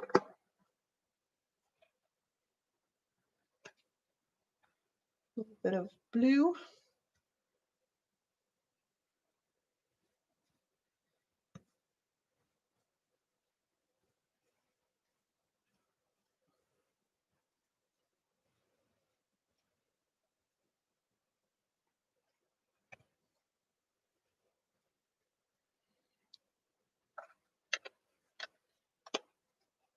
Orange.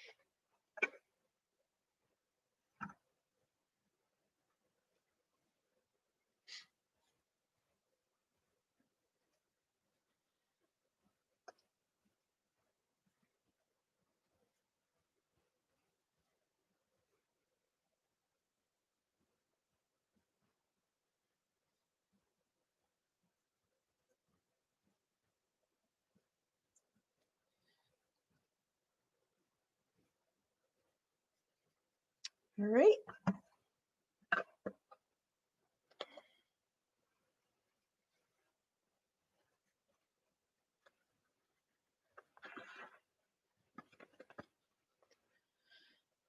And we'll spray it with soft blue.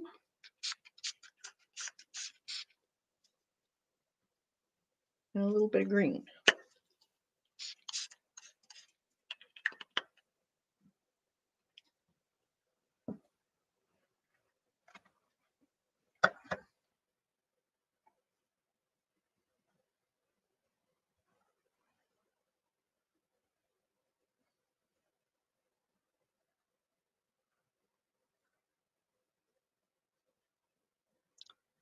That was it.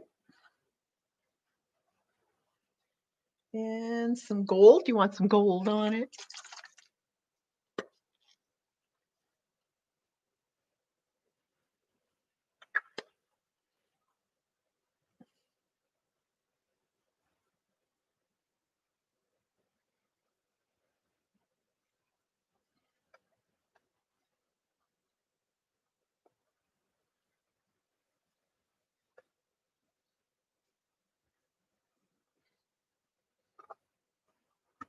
Spray this.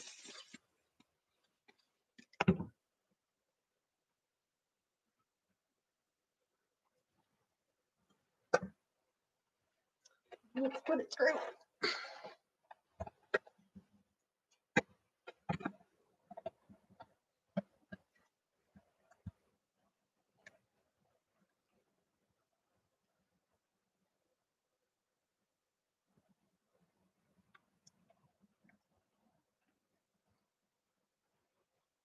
I'm going to put through one more time.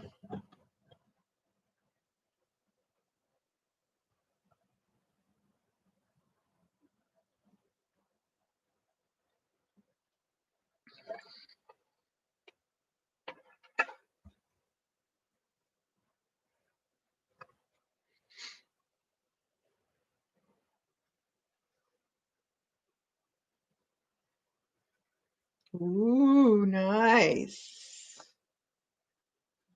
Look at that.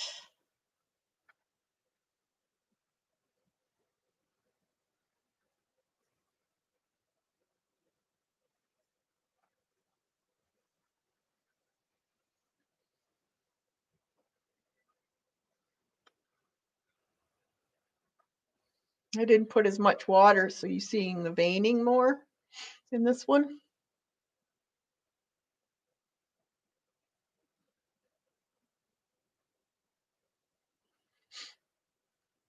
Very pretty.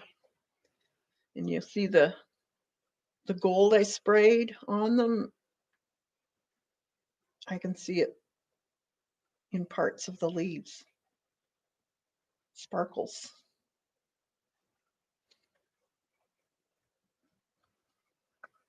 That's a nice one for very subtle eco. Is that two? No.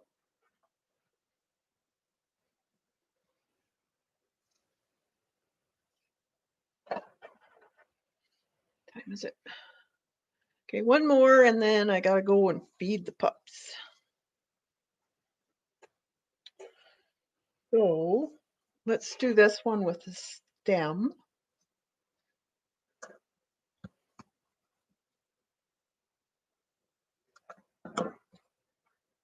I like doing the stem. If you can get stems that aren't too bulky, they really look cool. Okay, let's do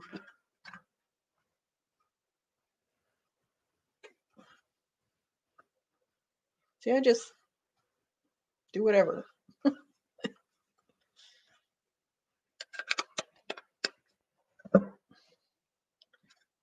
maybe some green.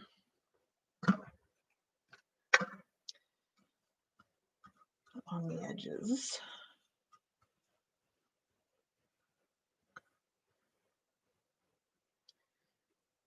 Okay. And then some of this. I'm going to try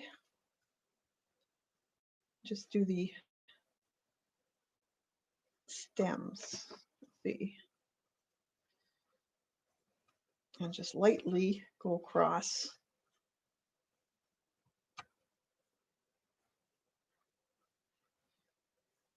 the stem. See how it turns out.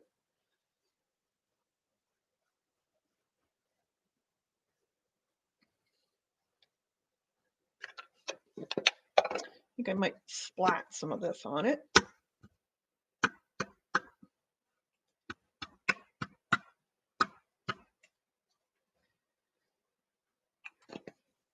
Maybe some gold sparkle.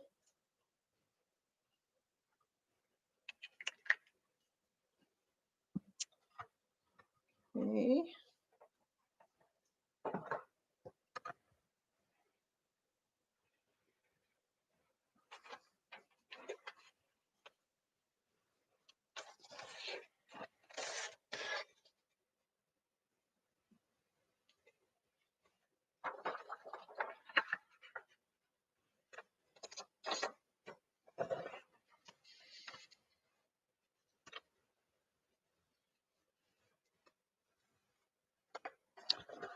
I'm going to spray it.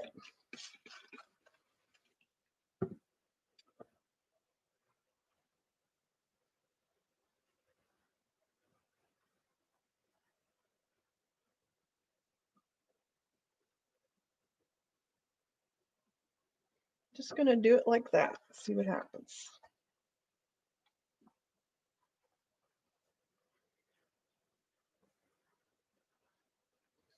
I guess I should tuck that in.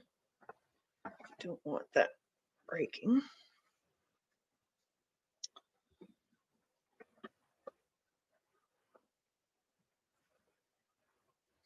There.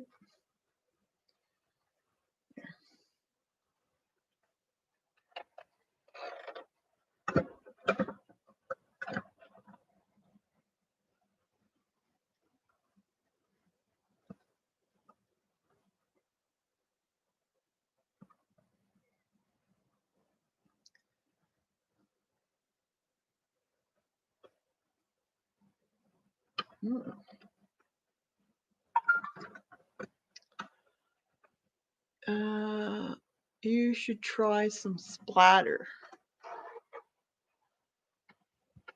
on them before I put them through, Mary. Oh, this one's interesting.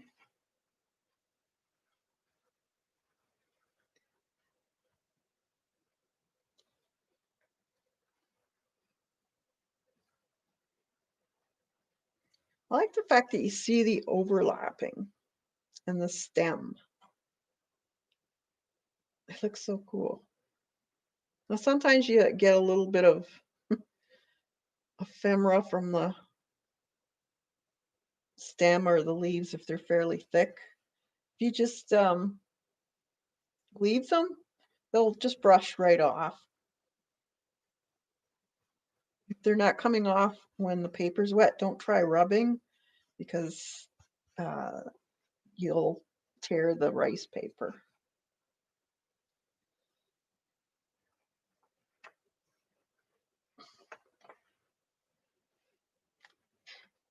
Pretty. I like it. Looks cool. Both sides.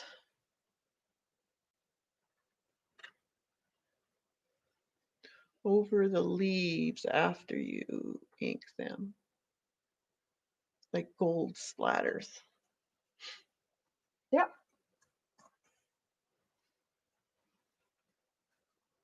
That's pretty. Yeah, there's so many things you can do, really. So many color combinations, and once these dry, you'll see the sparkly gold show up on it. There, you can see it a bit. Some of that aqua color. It's got some sparkles in it. It's quite pretty. And they're easy to do. Now, if you don't have a big shot or big kick, you could probably do it with your rolling pin. You'd have to put quite a bit of pressure down, but I can't see why it wouldn't work.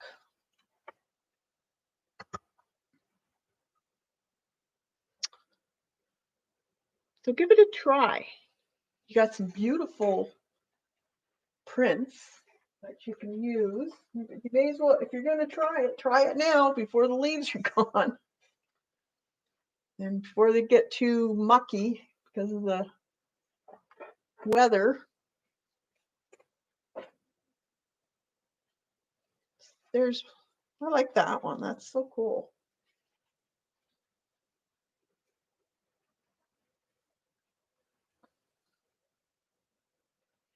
So, you can have different varying now I do find that it depends on the amount of water you spray on your fabric or your paper. It depends on how much of a texture you'll get. So if you got a lot of water on your paper, you tend to get more like this. That's more of the eco print look. But if you want the veining and stuff like that to be really sharp, then less water. You still have to put water.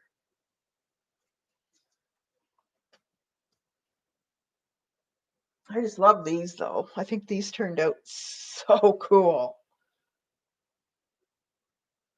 These are so much like a eco print. You could try doing less water on these too. Because they're wet longer, I think they'll seep more after so it even looks more eco printy because of the seeping of the dyes into the fabric after you finish embossing it.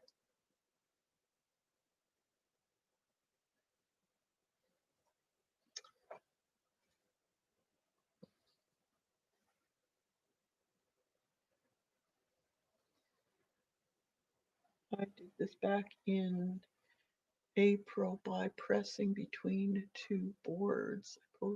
Oh, did you, Shauna? Oh, with the boards. This is cool too. I like this one.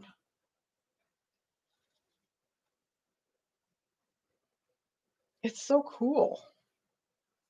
So you have to just kind of have to play with your inks and your sprays and color combinations but I think it's so cool.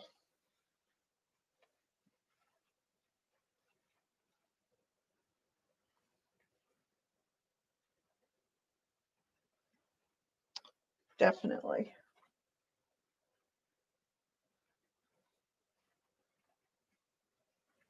And the fact that you get so many prints out of one embossing. So 8 sides of paper, basically.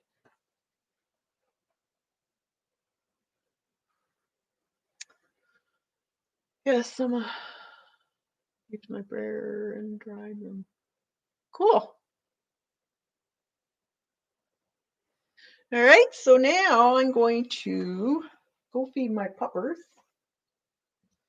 So if you're in the Blooming Artist, make sure to look at the community page. I will be putting up a drawing and a reference photo for you. And I'm going to be doing mine on a file folder. So if you want to do yours on a file folder, that's fine. If you want a canvas, you can do it on a canvas.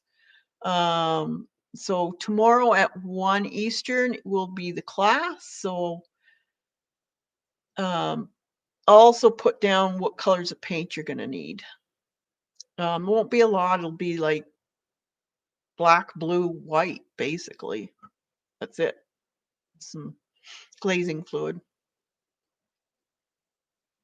All right, so everybody have a fantastic evening, and we'll see you tomorrow. And have a good night, and stay creative. Get your notebook or sketchbook out and just draw something.